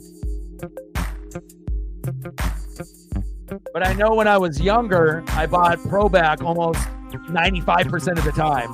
And then as I gotten older, it's harder to find more stylish pro backs like you used to back in the day that kind of have that fit that you like. And obviously with me, my problem with the pro back style is that I don't know if my head gets bigger or smaller, but it seems like after a while, the hat doesn't fit right after a while. It's either too tight on my head or too loose after wearing it for like 6 months. So when you go snapback, you can adjust it and you don't have that problem. So. Bottom of the ninth, 4-4, Blue Jays and Mariners. Cal Raleigh at first with one away. Next up is Luke Raley. Luke? Yes! Yes! Go! It bounced over. Unbelievable. Cal could have scored. A big break for the Blue Jays. Unbelievable. We could have won right there. Ground rule double. And Luke Raley comes up big after getting that home run late for us. Cal Raleigh, like I said, I thought this was a good lineup. Guard with a 3-run blast to start off the inning, then Cal, and then Luke. I like it. Next up, first baseman, Ty France. Can you be electric? Let's go.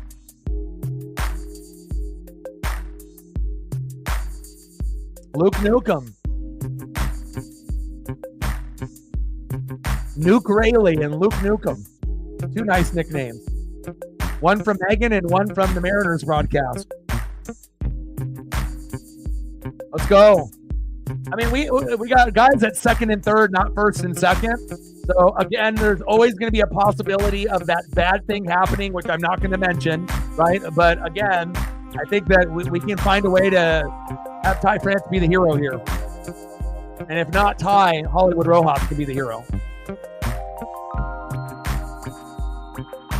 Let's go Mariners. Pitch right down the middle for a strike. Like, sub, donate, comment, share. If you haven't smashed the like button just yet, please do. We're trying to get to 50 likes. And we're at 43. We need 7 more to get to 50. 0-1 pitch. Pitch is outside. 1-1 count. Now we're at 44. 6 more to go. Yeah, deep fly ball. That's all we need. Exactly what I was thinking. Check swing for Ty France. That one goes foul. Behind in the count now, 1-2. Come on, Ty.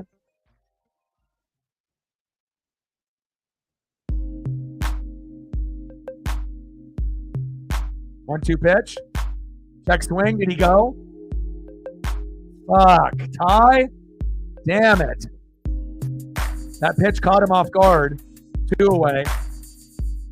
All right, here we go. Best hitter on the Mariners.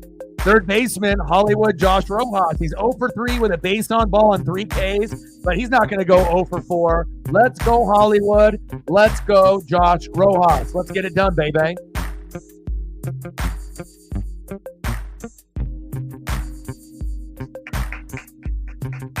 Rojas intentionally walked. I guess not Rojas. And now they're going to, force Polanco to be the hero? Oh, God. Bring in Ryan Bliss instead. All right, Jorge. Here's your chance to get on the Mariners fans' good side. Otherwise, you're going to get booed again. Probably the guy that you would least likely want up the, in the box here, but.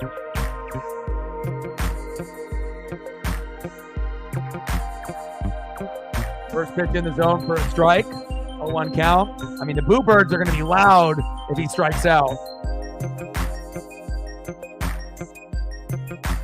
Fuck, Polanco. 195 homers, 15 ribbies. Jesus Christ. 1-1 count.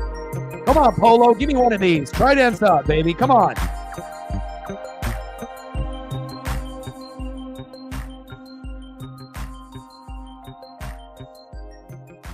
Reflect, Logan Gilbert got announced to the All-Star game about 25 minutes ago. 1-1 pitch. Big swing and a miss. 1-2 count. Oh, God. Damn you. Anybody but Polanco. Fuck. I mean, every once in a while, Polanco can get a hit, like 1 out of every 10 at-bats, but is this the at-bat that's going to get the hit for us to win? Polo? Oh, fuck. Just fell. Now, this one might be extra innings. Come on, Polo, please. For the love of God. The least likely guy to hit a grand salami, Jorge Polanco.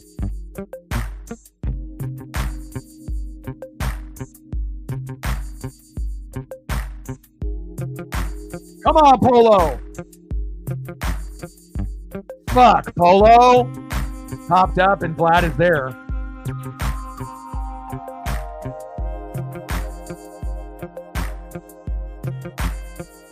Bases loaded twice. JP Crawford choked.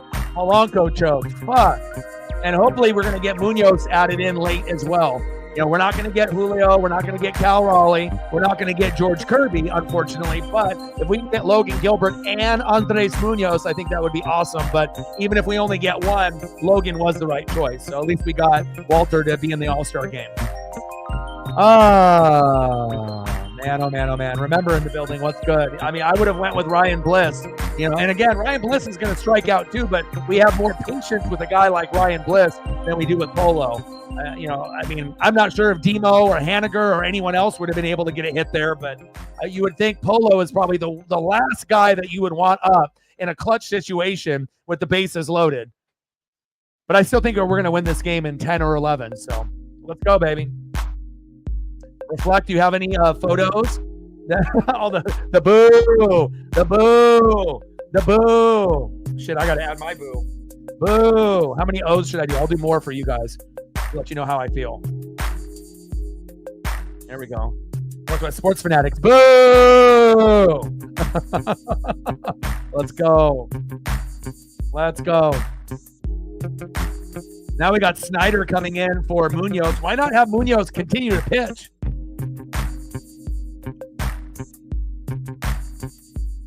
Hopefully we don't blow it here. Now Munoz isn't pitching anymore. Next up for the Blue Jays, 0 for 4 with 3 Ks, the former Dodger and Red Sox. DHing for Toronto, Justin Turner. Batting second, shortstop, Bo Bichette. And batting third, left fielder, Dalton Varsho. He played safety in high school and college. You got to watch out for him. Polanco. I like it.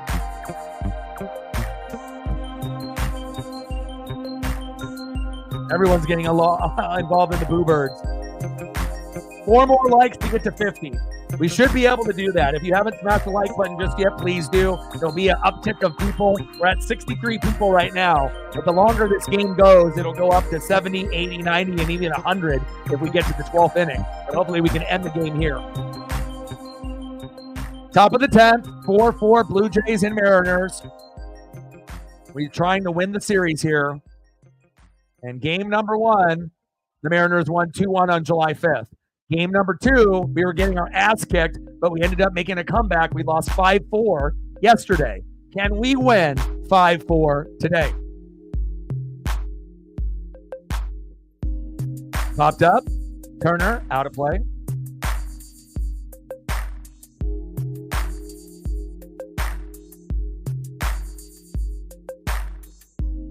Colin Snyder on the mound. Come on, Colin. Oh, I think we definitely can win. I don't think there's no chance. I think there's definitely a chance. We are a very good 7th, 8th, 9th inning team. We're good in extras. We're good in one-run games. This isn't the same Mariner team in 2023 where we couldn't win in extras and we couldn't win one-run games. We are playing like we did in Julio, Cal, and George Kirby's rookie year in 2022 when we were very good in one-run games and late in games. So I actually think that we have a good chance to win. Unless you're trying to use like reverse psychology that, you know, like we have no chance to win and then we're going to win because we did the reverse psychology. But I really do think that we can pull this off in 10, 11, or 12 innings. 1-2 pitch. Turner chops that one foul. Count remains 1-2.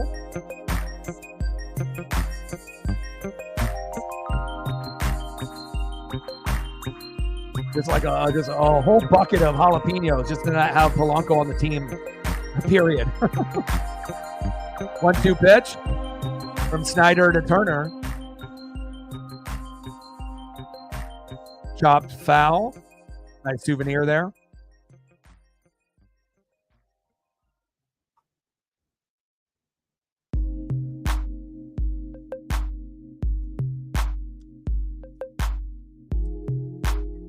Sarah in the building. What's good?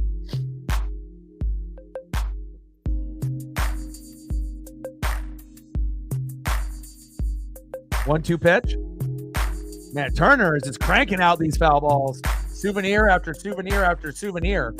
3 more likes to 50. Let's get there. We need 3 people from the Twitter/X side or from the YouTube side that haven't smashed the like button just yet. Only 3 more to hit the goal. We are so close. 60 people watching right now. 1-2 pitch. Popped up. Man, so many souvenirs that JT has just thrown out 5 souvenirs in a row. Come on, Mariners.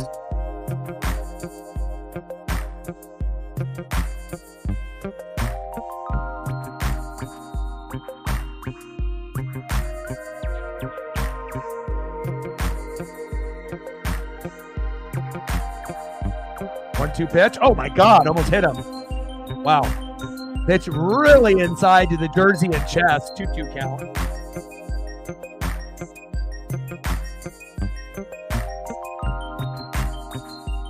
Looks like we still have a rain delay in the NASCAR Cup Series.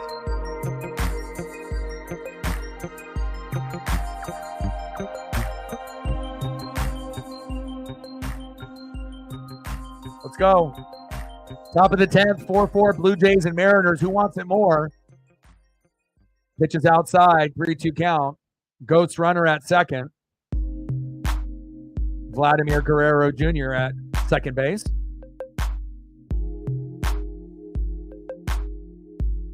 Like, sub, donate, comment, share. 3-2 pitch.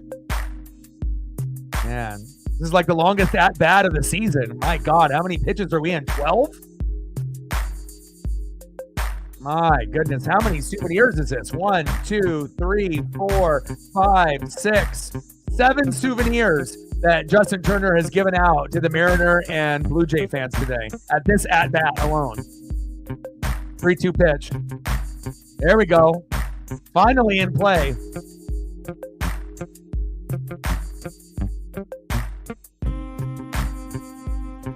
There we go.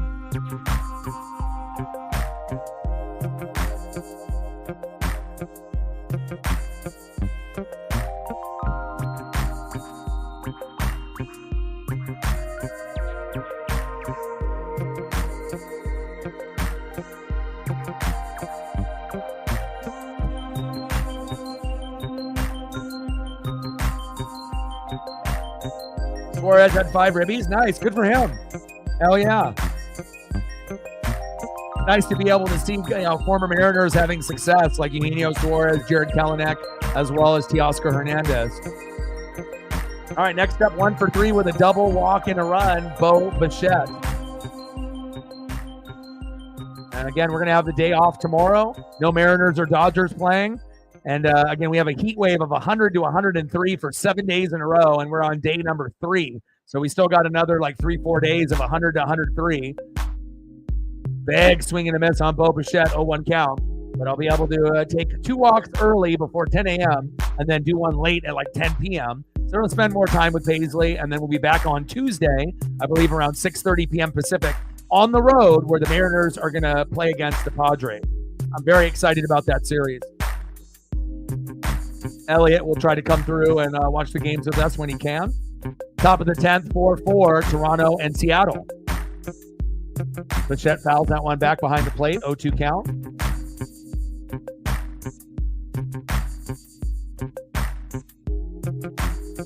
Oh-2 pitch. Pitch is outside. 1-2 count. Come on, Mariners.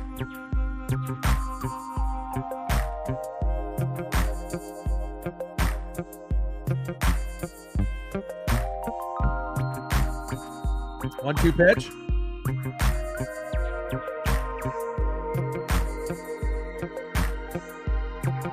Dominant can zone with the amazing defense, baby. Fucking go. Yeah. Nice job. You the man, Dom. You the man.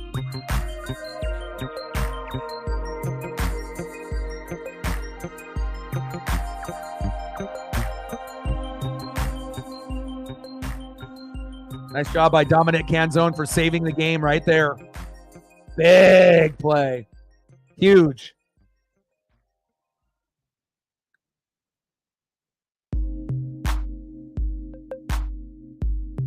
Next up for the Blue Jays, left fielder Dalton Varsho. 0 for 3 with a K. He's more of a defender rather than a hitter. Played safety in high school as well as in college. 0 for 3, sack punt in the 4th for Varsho. Let's go, baby.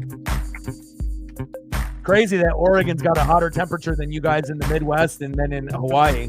It's definitely uncomfortably hot, but at least we have AC, and I got fans. I got 2 fans in my room, and we got AC in the living room. So with all the doors open to, But even with that being said, if it's 103 outside, even if you have the AC full blast at 62, it's still going to end up being 70 to 78 in the house. But I guess that's better than having it being 80 to 90 in the house, which ends up being hella uncomfortable. 3-1 count to Dalton Varsho.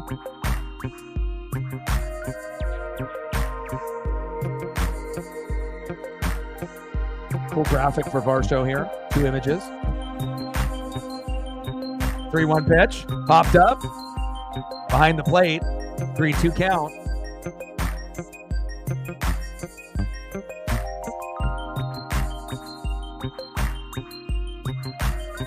Yeah, I might have to take a look at something like that as well. So that type of stuff that's on Amazon that goes inside, when you're in by the curtains and the drapes, or is it something that you hang on the outside of the window to reflect the sun to have it not absorb the heat as much? 82 in Central Iowa. 86 in Maui, 92 in St. Louis. How hot is it for you there, Reflect in Washington? 3-2 pitch. Varsho, fuck! Vlad is going home. Fuck. God damn it. 5-4 Blue Jays. Why didn't we have Munoz pitch this inning, damn it? Fucking Colin Snyder. Where's Paul Sewald when you need him? Fuck. Next up, catcher, 1 for 3 with a run, RBI and a K, Alejandro Kirk.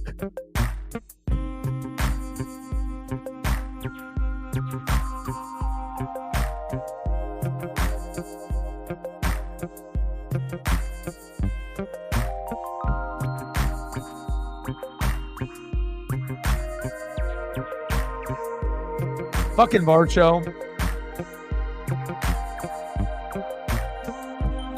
And then they just walked Kirk. Now they're going to be bringing in Davis Schneider.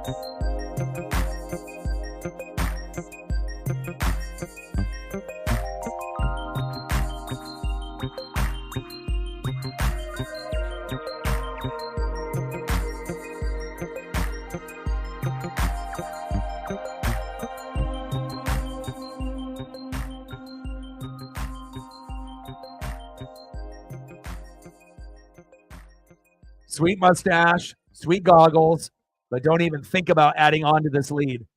We've got to get out of this inning, and then we got to try to find a way to tie it up and go into extras into 11, or if we can just find a way to get 2, and we can end up winning 6-5. Come on, baby. Primo, what's good, brother? 100 in the Tri-Cities. Yeah, it's 100, 103 here in Beaverton. Pitch is outside. 0-1 count, even though it was a ball. How you doing, Primo?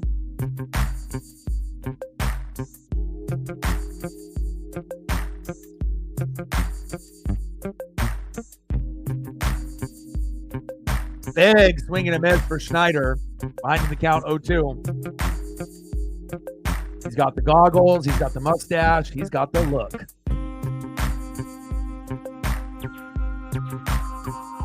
Like, sub, donate, comment, share. We just need a couple more likes to hit 50. If you could smash that like button for me, Primo, we only need a couple more to hit 50 and hit the goal. What are we at? We got 60 people watching. And we're at 47 still. We need 3 more. If you haven't smashed the like button just yet and you're watching, please do. Big swing and a miss. Got him.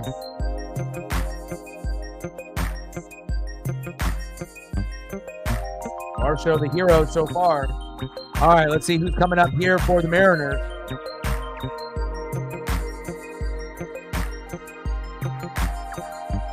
Leading off for the Mariners in the bottom of the 10th, 1 for 3 with a run and a base on ball. Right fielder Dominic Canzone.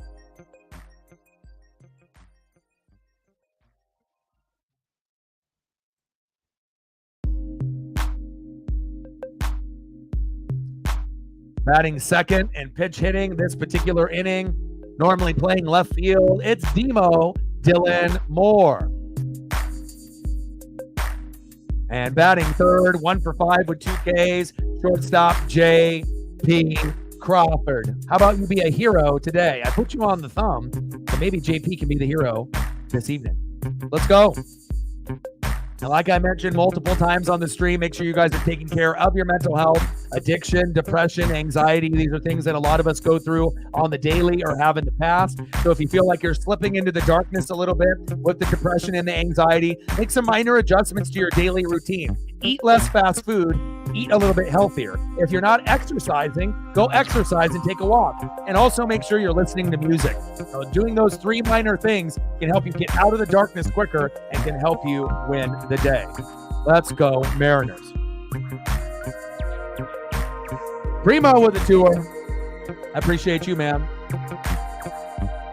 I'm doing good. I ended up going to the Orioles and the Mariner matchup, obviously on the 4th of July.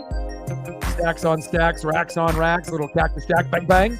Might be the only game that I actually get to go to this year. Usually I go to 1 or 2. And thankfully we ended up getting that 7-3 win after getting our ass kicked in the first 2 games.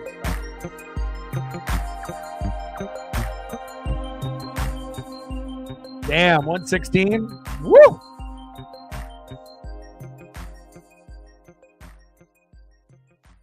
We're at 48. We need 2 more likes, baby, from someone on the Twitter/X side to hop over, or the people that are watching right now that haven't done it. If you haven't smashed it, please do. 2 more.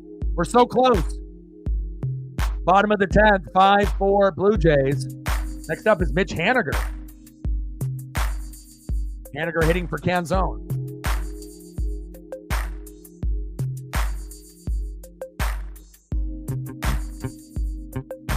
Ball 1 to Hanny.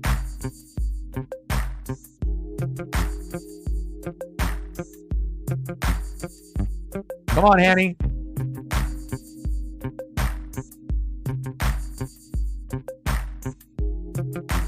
Oh, balk it. Balk that. We got Bliss at second. He's got speed.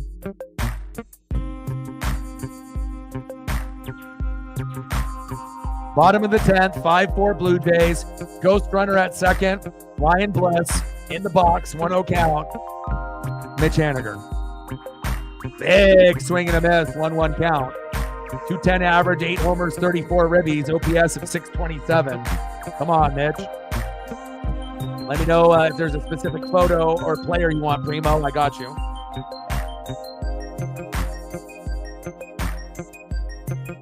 One pitch. Pitch is low and in the zone. Should have been a strike call, but called ball. 2-1 count.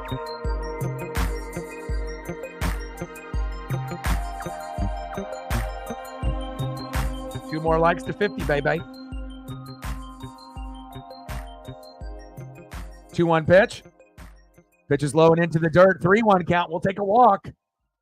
We'll take a walk or a hit by a pitch, baby.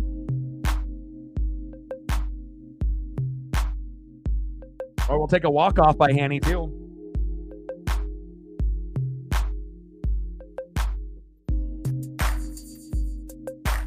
Three-one pitch.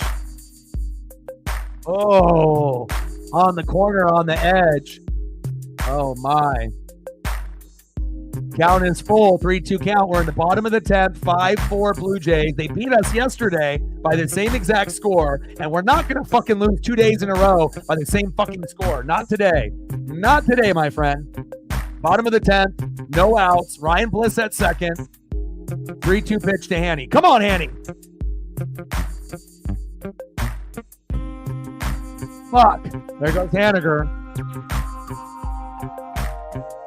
1 away. Next up for the Mariners. Typically playing left field, it's Demo Dylan Moore. Come on, Dylan. I know Dylan can come up with some clutch base hits. Let's go. Yeah, one of the best games of the year. It was awesome. Seeing Julio get back on track with a home run, right? Adley Rutschman hit a 2-run homer. Gunnar Henderson hit a 2-run blast to give him the 2-0 lead, but the Mariner fans didn't get upset about it. And then Julio ended up getting us to the 2-1. We got it to 2-2, and then bases clearing double by JP Crawford, 5-2. Garver with a 2-run blast, 7-2, and then I think Cowser hit a home run late to make it 7-3. Demo dropped it. Yes, Demo. Nice job, Dylan. Reached on an error by Vlad Guerrero Jr. Obviously not the regular spot where Vlad plays. He's been a little shaky there today, and we'll take advantage, baby.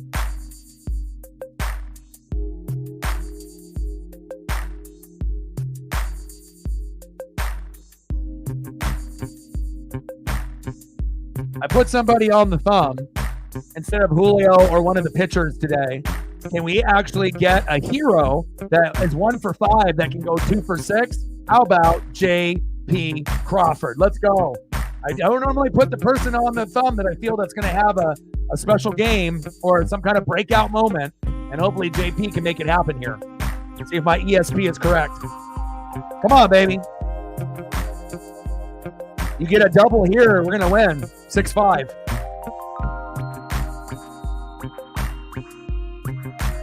One-0 pitch to JP. Big swing and a miss. 1-1 count.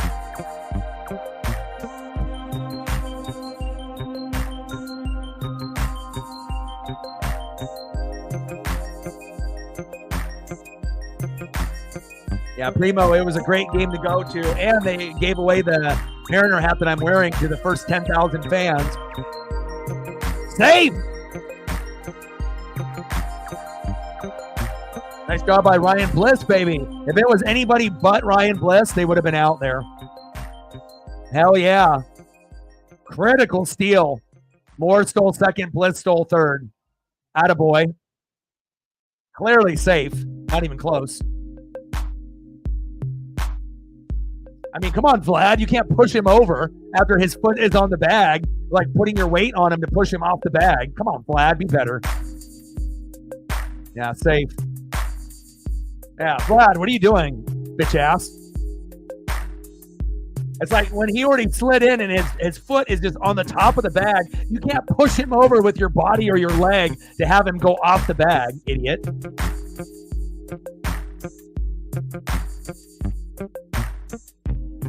What are you going to challenge, Vlad being an idiot and trying to push him off the bag?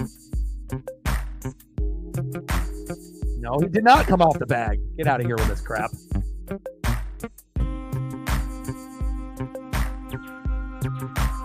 The ump is looking at his foot the whole time, and then Vlad pushes him over, and the ump was all over that call. You're already up 5-4, Toronto. You're not going to get this bullshit call, okay? Nice try, though. Maybe if this game was in Toronto, you would get a bullshit call like that. He's safe. Stop it. Ridiculous. Oh, you didn't call it. We're winning this. You said Toronto was going to win, and they're not winning, baby. Ryan Monk, we got this.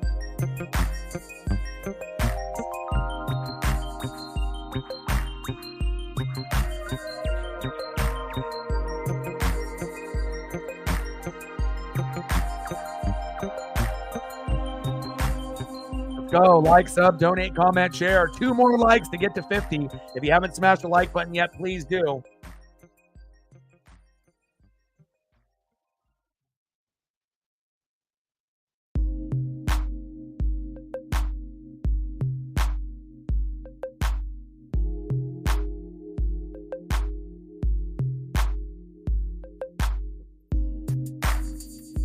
Safe by a mile.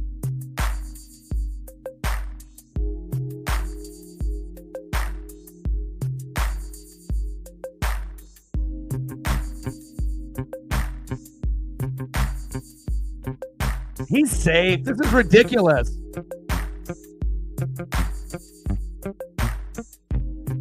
He still has it on the base the whole time.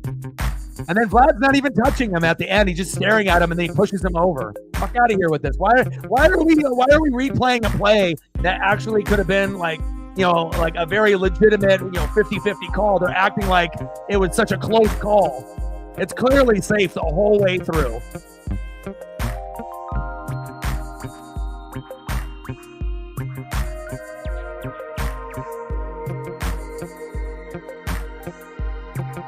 Exactly. And watch, we're going to trade for Vlad Jr. in like a couple weeks, and he'll be a Mariner. We're like, fuck that guy. And then he'll be on our team.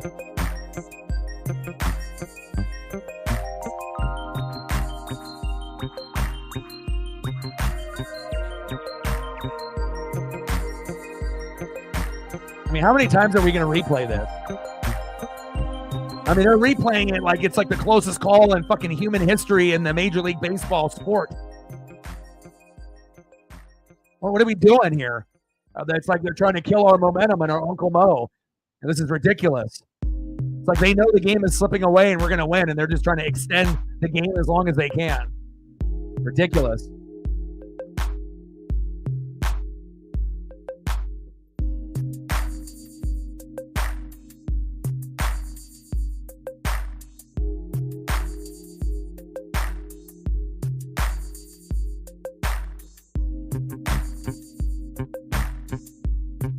Foot is on the bag. It's even dragging on the top of the bag.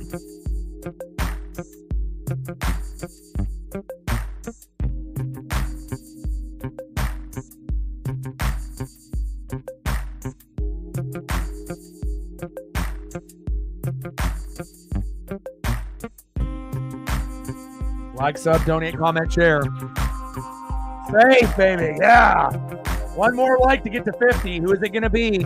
I know there's somebody in the room. We got 74 people in the room. We need one more person to smash the like button to get to 50 and beyond. Will it be you? Let's go, baby.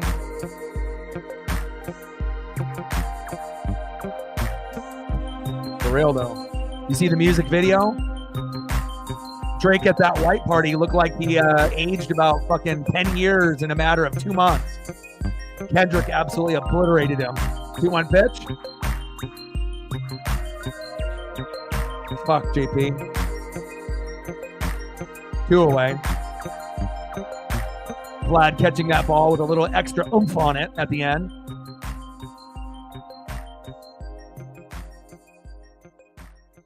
All right, here we go. Last opportunity, DHing for Seattle. Mitch Garver as JP slams his helmet in the dugout out of frustration. Not the greatest day for JP. Runners at second and third with 2 outs. Let's go, Garv. And if this was in April and May, I would be like, fuck my life. But in the last 3 weeks, Garv has actually been pretty good. 2 for 5 with a 3-run home run today and a single. First pitch strike. Come on, baby.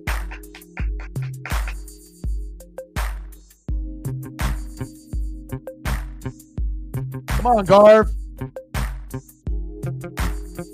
Winning run at second base. Tying run at third. Pitch is low and outside. 2-1 count. Come on, Mariners.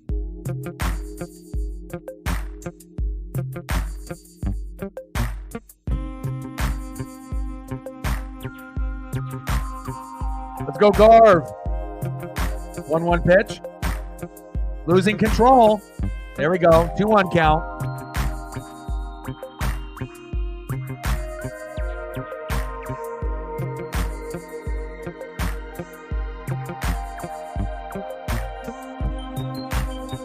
We hit 50, baby. Let's go. Hell yeah. Shout out to all the individuals. 51. Let's go. Hell yeah. Thank you, guys. Appreciate you. 2-1 pitch from Cabrera to Garver. Fuck. That pitch was outside. Damn it. 2-2 count. Should have been 3-1. Sucker. Fuck. Come on, Garv. Come on, Mitch. 2-2 pitch. Pitch is outside. 3-2 count.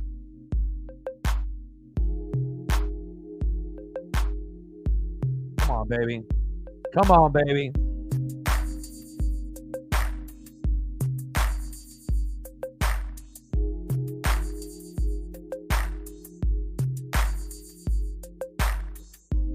Three-two pitch. Just barely got it. All right, I know the exact formula for us to win here now. Right here. There it is. There it is. Maurice, it's rally time. Let's go. We haven't shown them all game. It's time. Let's go. Let's go. 3-2 pitch. Walk him, baby. Let's go. Let's go. Next up, big dumper. Cal Raleigh. The most clutch hitter on the Mariners in the 7th inning and beyond. Can Cal come up big again and be a hero and be electric today? Let's go, Cal. Big swing and a miss. Come on, Cal. Let's go, baby. Attaboy. Come on, Cal.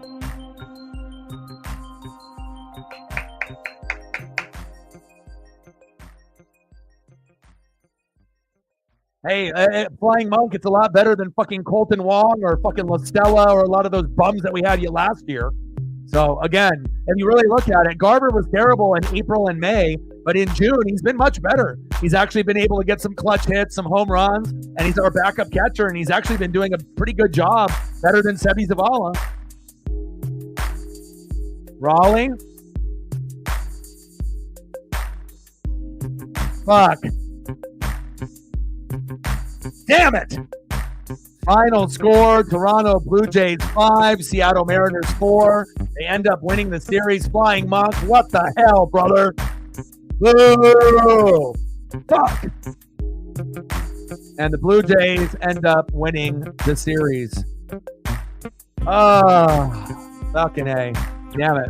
GG to all the Blue Jays fans. We got a day off to be able to relax and get Julio all healthy and ready to go. And then we're going to be going on the road to San Diego to play the Padres. Shout out to all the people that came through to show love on the channel. I love you guys and I appreciate you guys. Shout out to all the people watching on Twitter/X as well as YouTube. That was a heartbreaker to lose 2 games back-to-back, 5-4 score. But congratulations to the Toronto Blue Jays and their fans. And I know the Mariners are going to, fight with some vengeance when we go against the San Diego Padres on Tuesday. I love you guys and I appreciate you very, very much. And I got one question for you. Who talks sports like us? Your boy Ryan, Northwest Sports Fanatics, and I'm out. Okay.